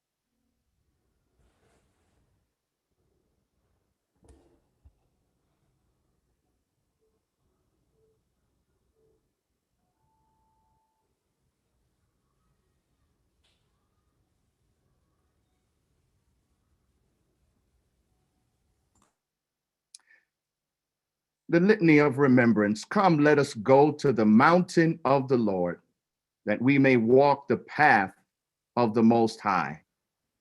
That we may beat our swords into plowshares and our spears into pruning hooks. Nation shall not lift up sword against nation, neither shall they learn war anymore. And none shall be afraid, for the mouth of the Lord of hosts has spoken. We gather today in remembrance of all those killed by gun violence. We mourn the loss of over 19,000 of our brothers and sisters killed by guns in our country in 2020. We are a nation at war with ourselves, a people who have forgotten who we are. We gather today to remember that we are each a child of God.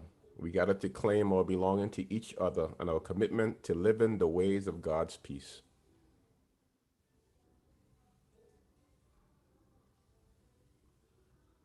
Thank you so much for reciting this litany of remembrance. May God continue to bless us all as we continue to do his work and his will.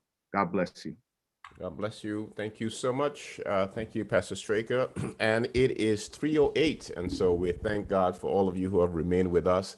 I'm going to ask the panel to come back. Those of you who were still here with us this morning, this afternoon. And again, thank you. So a couple of things as we get our panel assigned back to us.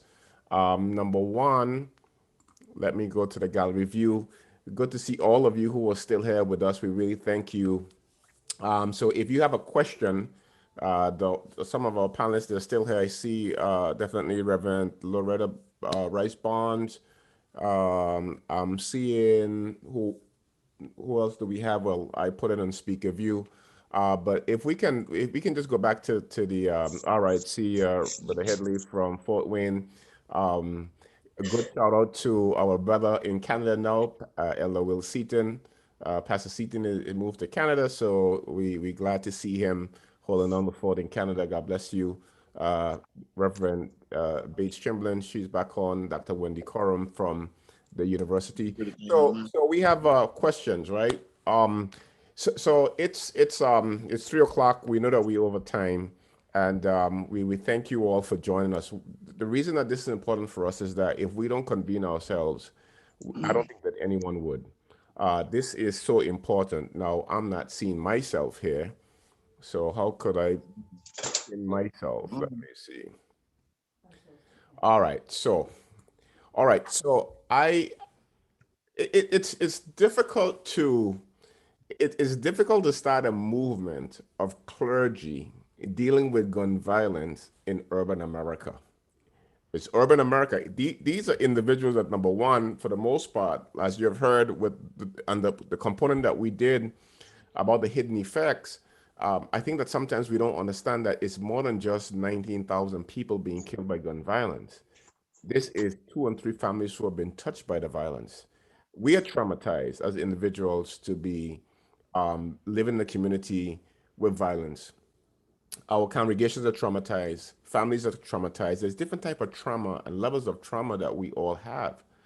And I think that clergy, we're the best to be able to help government and also to, might I add, foundations who have money that deals with gun violence.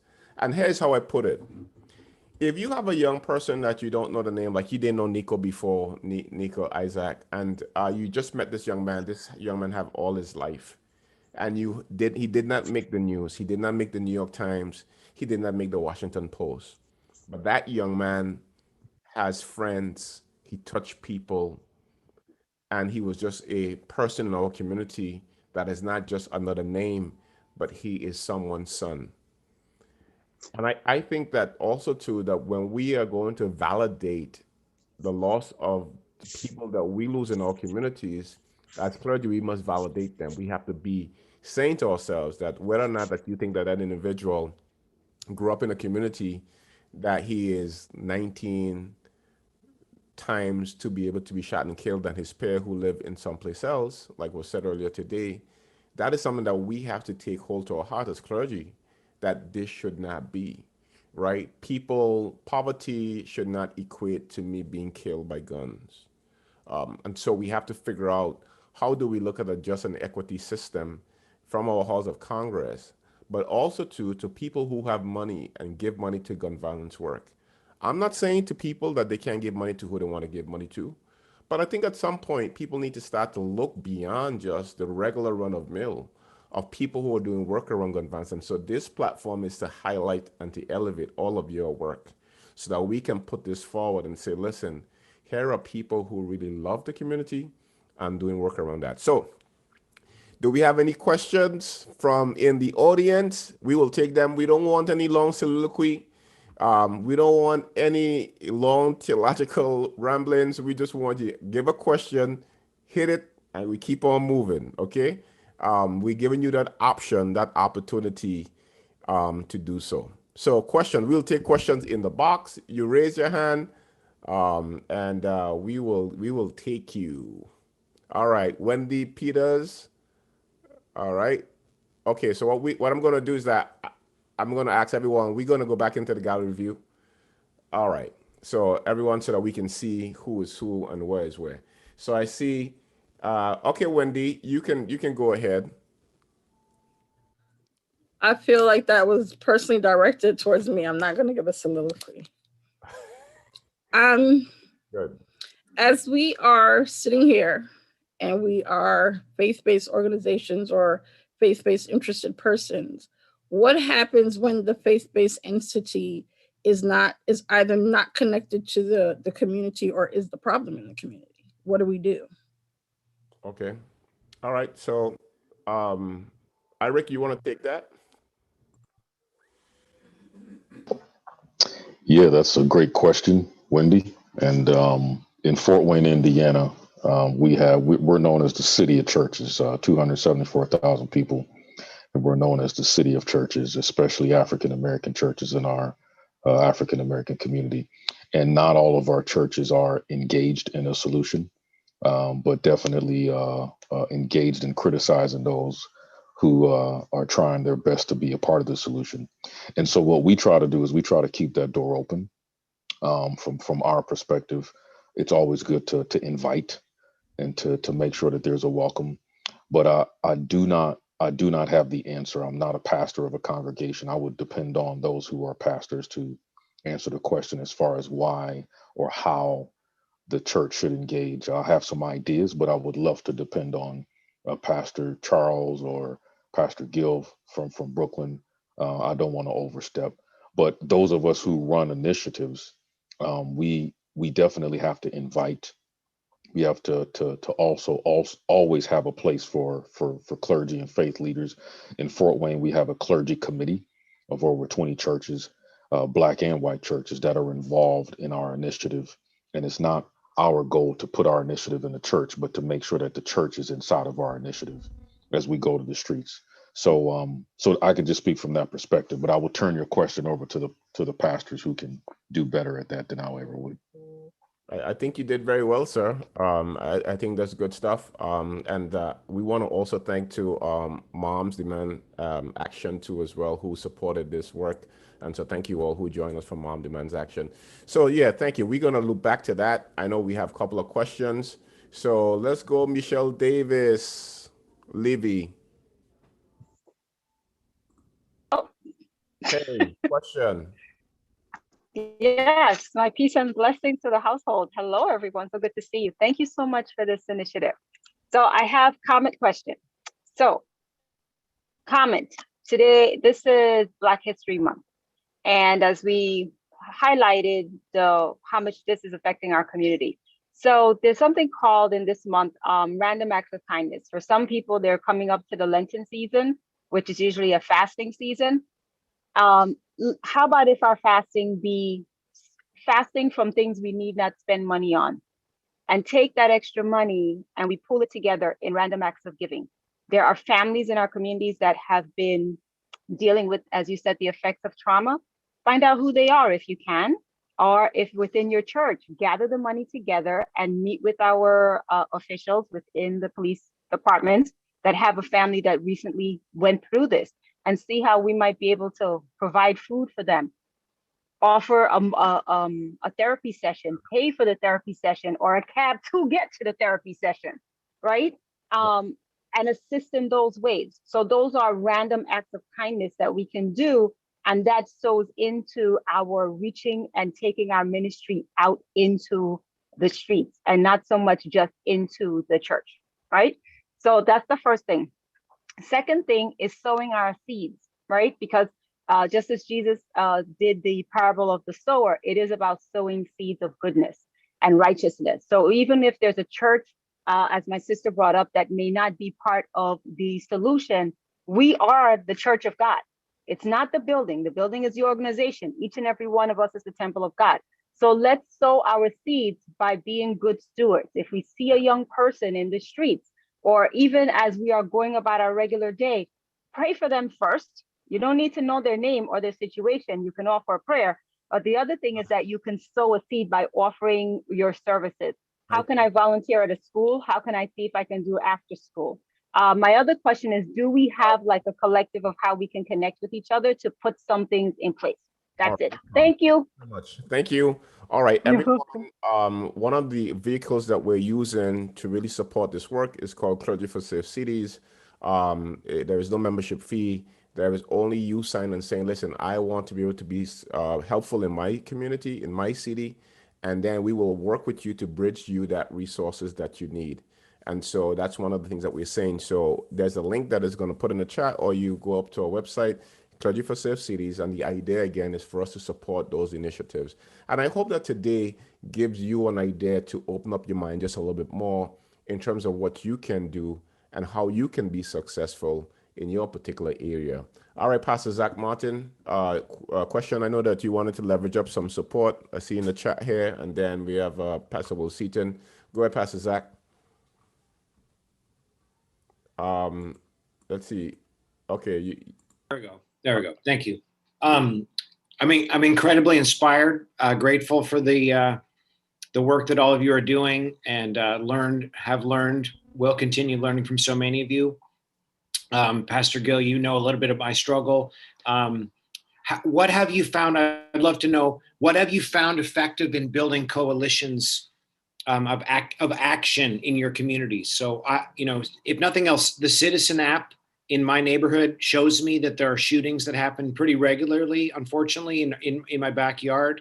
Mm-hmm. But if I was to walk over to where the shooting happened, I don't have using a loaded term, a Rolodex of pastors in my neighborhood that I can lean on to join with me in praying for and being a presence in that community. So what have you found effective in trying to build coalitions amongst faith leaders to really be first responders in those spaces? Yeah, so that's a good question, Zach, and we have been talking about this for some time, right?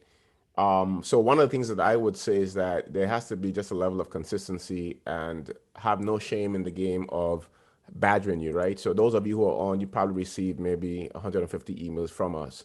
And we have to do that because, clergy, you're so busy. We have to keep pushing it up on top of your inbox.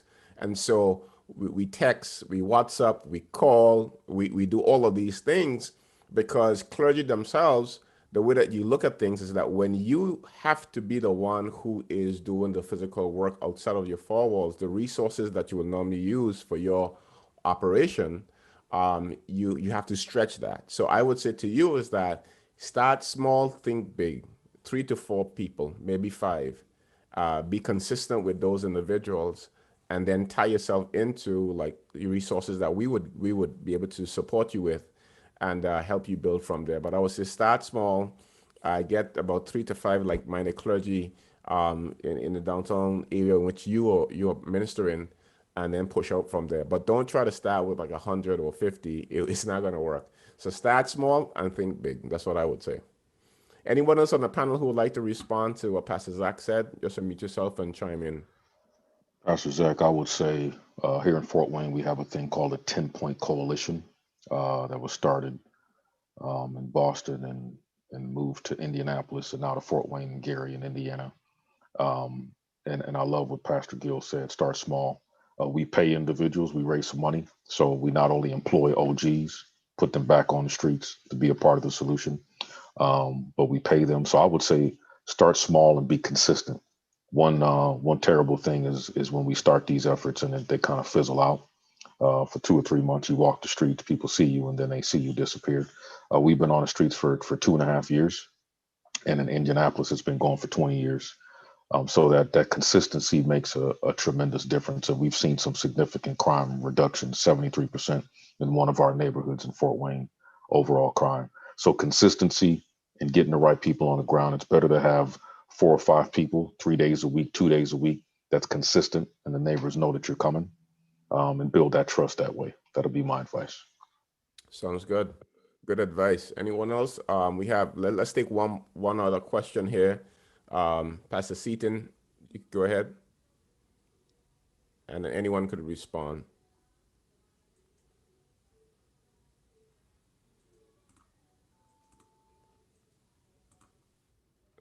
Okay. Hi, everyone. Okay.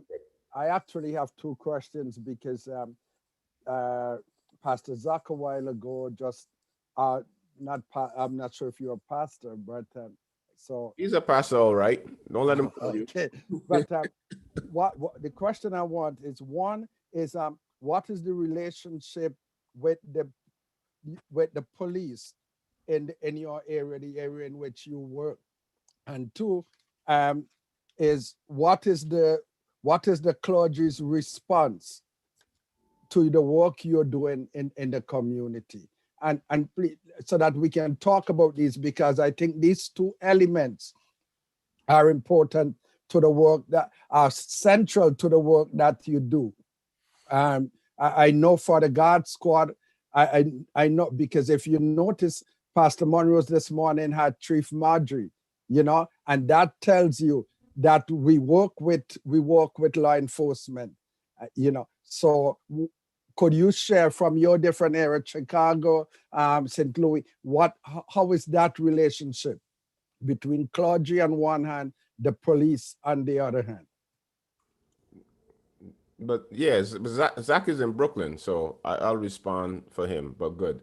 All right, so let's go to Chicago or the VI, Dallas.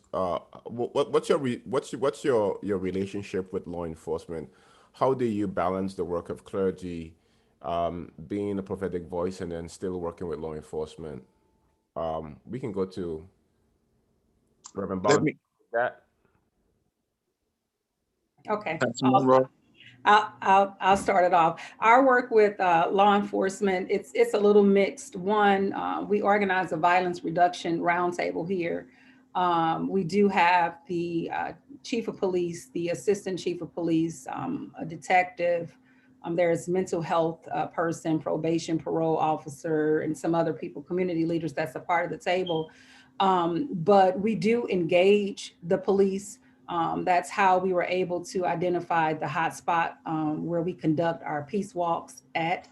When we go out for the peace walks, we do inform law enforcement that we're going to be out, but we ask them not to be present because we do not want to intimidate the community citizens that are there.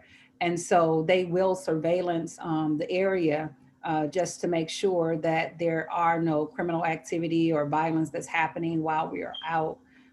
That's one piece. So we engage them that way and then continue to have conversations with them to keep check on how violence is actually reducing in the area that we're in. Okay, that's good. Yeah, Pastor KP. Yeah, I want to just jump in on this one. That's an excellent point in terms of relationship. Now, in context, we live, Fort Worth, Texas, in the largest, most conservative Confederate city in the country. We're over 1 million people, so I want to keep it in context. So we don't have a comfortable relationship with a city that continues to want to perpetuate 1950 police policies, and when you speak out clearly and prophetically against that kind of treatment, then you're labeled a rabble rouser, troublemaker, and all those things, which I wear with a badge of honor, having spent over 30 years working in this area. Now, I'm not one that's anti-police. I'm anti-bad policing, and I'm anti-resistant to reform policing. If you're resisting reform in the 21st century, knowing what we know now across this nation, then you're the problem. And you're not a part of the solution. So we have to get, real clear with our law enforcement. And we have entirely too many clergy and politicians and otherwise who've abdicated their responsibility to be that clear voice. And we subjected ourselves, or the communities that we're supposed to represent, to this unfair treatment. And that's one of the reasons why the community does not trust us, or the street does not trust us. But when you take a position for the community, good, bad, or indifferent, and you're consistent, as someone said, you then create a new relationship, because you're now saying, I'm for equal treatment under the law, because all the numbers show it's over policing in Black and brown communities. So we got to have clergy who want to build relationships with police, but not at the expense of those who you're saying you're representing. And if that means sometimes you have to be on the opposite end of the police department, then so let that be. And that's where we find ourselves at the current moment. They went inside the police department, pulled out one of their good old boys and made him chief of police over 1 million people, with over 54% people of color. And that's not what we need when 55% of those killed by police are African American. So I appreciate the courage and the boldness of this group. That's what's intriguing me the most about getting engaged, because you're not afraid to put the truth out. And listen, forget, all those who won't help, all those who don't support. You stay the path, God will open up windows and doors for the work. You'll find, and this is what those who have the passion in their communities for this, you may not know that there's someone out there who has your heart, but you keep seeking, you'll discover that there are more people with your heart than those who are afraid to really engage the community. And it'll just take time for you all to build that relationship in a way that makes sense. Yeah. So plow forward, as I always say, because that's where the blessing is, in front of us with this work, than it is behind of us. Yes, we've had difficult times, but let's plow forward, Luke 9:62 says, so that we can see the promise on the other end of this work. Because there is promise, there is support. The next 2 years are going to be critical for us. We have 2 years to really come together and institute programs, practices, policies that can help us get to where we're all trying to go. And so I want everyone to commit to the long-term strategy of this group. Yes, thank you so much. And definitely in 2 years, we're definitely going to do that work. Good to see my friend BJ Douglas from Washington, D.C. Good to have you. Rabbi Bob Kaplan have his hand up. Thank you. Rabbi Bob Kaplan, our mentor and leader. Oh, let me see. I think we have to ask this thing to go. All right, Kaplan. Okay. First of all, thank you. I mean, big time thank you. This is an American problem. This is a societal problem.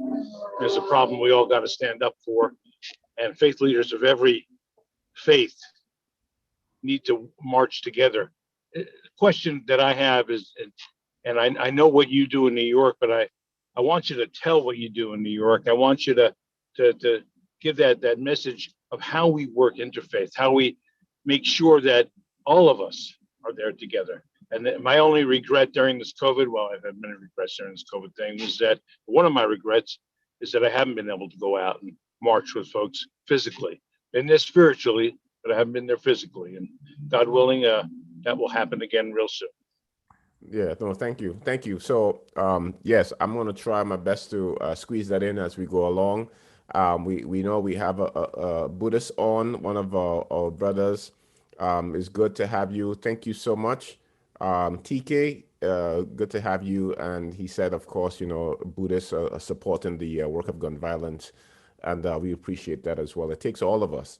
And I think that what Rabbi Bob Kaplan is alluding to is that our communities, we live with each other. So if it's safe for me, it would need to be safe for you. You can't think that your community is going to be safe. What we find now is that the violence was spilling over in the affluent neighborhood. So now people are concerned. And when you have these mass shootings and in communities who traditionally have not been touched with violence, you hear this uproar. And these are the things that we are facing every single day in our communities.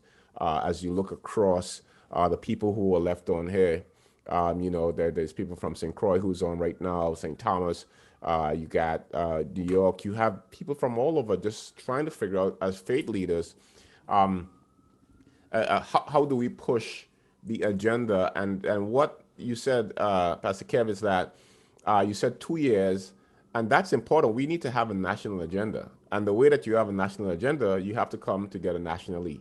No one is going to put it together. No one is going to spend resources for clergy to come to empower us in order to be a voice. We have to empower ourselves. And I think that today, what we are showing, even though we over time, but what we are showing is that, yes, if we empower ourselves and we really have the faith of God, God is going to definitely lead us home to victory, as to some sense of being in America that is free from violence. I think that we can do it. It takes faith to end gun violence in America.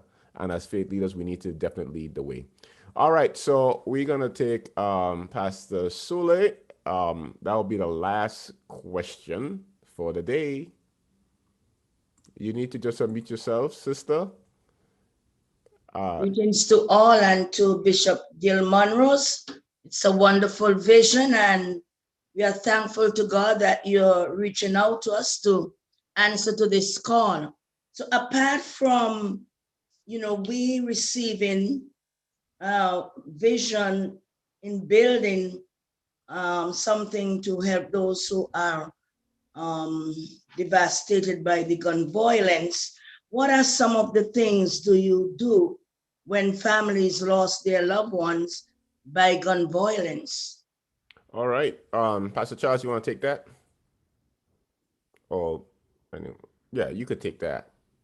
Thank you, Pastor. I'm thanking my fellow pastor for that reflection.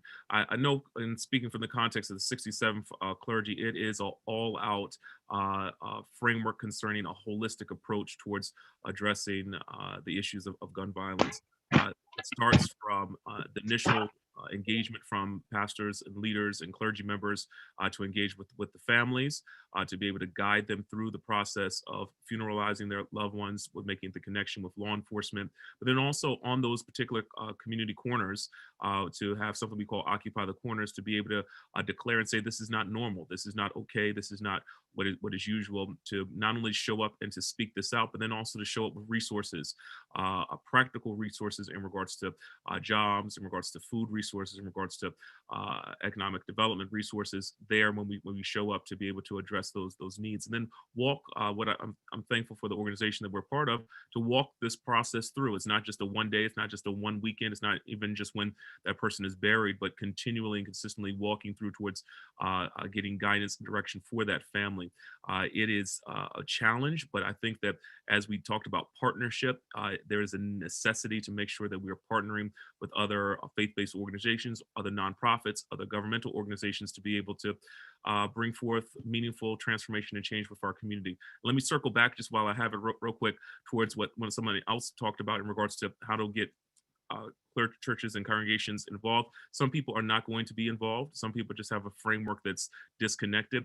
As I talked about, I think they suffer from theological malpractice, that they just have an idea and understanding of the scripture that does not allow for that. But I believe if you read your text, I read the Bible holistically, you say that this is not an option. It is a mandate that we must be engaged and connected with. And so I would ask for those who are skeptical, those who are resistant, to engage with more thorough, theologically sound, biblical, exegetical understanding of the text, to say that we are called, always we were engaged. There's a call and engagement towards the community context that we're located in. The entire text of scripture is written under a framework of oppression, whether it be Egyptian oppression, Babylonian oppression, Persian oppression, Roman oppression. There's a framework of how to engage with systems and structures. And so that I think that's a necessity, as well as our call and mandate. And if anything, what are you going to do with Luke 4? What are you going to do with Matthew 25? What are you going to do with some of these foundational texts towards our understanding concerning that? And if folks are resistant towards that, then I think they have some deeper theological issues they have to wrestle with. Yeah, and I think so too as well. I know that Pastor George from St. Thomas, Virgin Islands, sent in a list of questions about what are we going to do with guns guns, of course, coming into the Virgin Islands through whether by plane, by boat, or through the mail. Guns coming into New York City in cars, and we don't have the answers. And our organization itself, we don't necessarily speak to guns flowing in or trying to figure out how to stop those, even though, of course, in a larger context, we are. But when the guns do get to our local communities, we have to try our best that even if a young man or a young woman have a gun, that they will not use the gun, because we don't have the resources to number one, to advocate. And I want to say to people on this group too as well, the reason that we're not an advocacy group, or we're not we're a prophetic group, but in terms of having volunteers lobby Congress on certain things, is because the work that we do is so on the ground, right there dealing with the hurt and the pain, that we need to form the alliances to lend our voice to groups like Every Town or Moms in Action or Live Free, those who are doing clergy work, or the Black Pact Church, to lend our voice on a national level, to say that what we had called for last year, this was before defund the police. When we met with Reverend McBride at Life Camp in Queens, we were asking for the federal government to provide the faith community in the urban American communities for $750 million for that type of work. We have to approach, like what Pastor Kevin said, we have to approach this administration specifically looking at clergy-based or faith-based gun violence strategies that we believe have been helping, like in Fort Wayne for 21 years doing the 10-point coalition, was working with Live Free, or playing for chaplains to respond to that type of work, trauma care units into our communities, as opposed to calling the police for someone who is traumatized. We can put a group of clergy who are trained professionally, who are paid to respond to those things. It's being done right now in Eugene, Oregon with Cahoots. We have seen that these models and the way that people respond to the violence in our community should change. Look, we have talked about marijuana for a long time. Now, the United States government seemed like, one of the biggest dealers in terms of marijuana and medicinal products, right? Because it's a shift now. But how many people have gone to jail and prison from our communities who were dealing with this whole idea of marijuana and the effects that it had on communities and families? Those resources should be put back into the communities where these young men was hurt the most, so that we can do the most good with the resources that we have. So definitely that's that. I have so many of you on, and I know that we're losing. I see Injin Singh, who is one of our Sikh leaders here in New York. He's on with us. Dr. Stephen Kelsey in Kentucky. Sir, you want to say anything from Kentucky? I know that you have been in the news for a lot of times in the summer, so you can just say hello before we leave. All right, God bless you all. Thank God for the work that you guys are doing, and I'm very eager to partner up. A little history on me. I am a retired Louisville Metro police officer. I policed for 25 years. And I think what you said, Pastor Tatum, you're not against policing, you're against bad policing, like I am.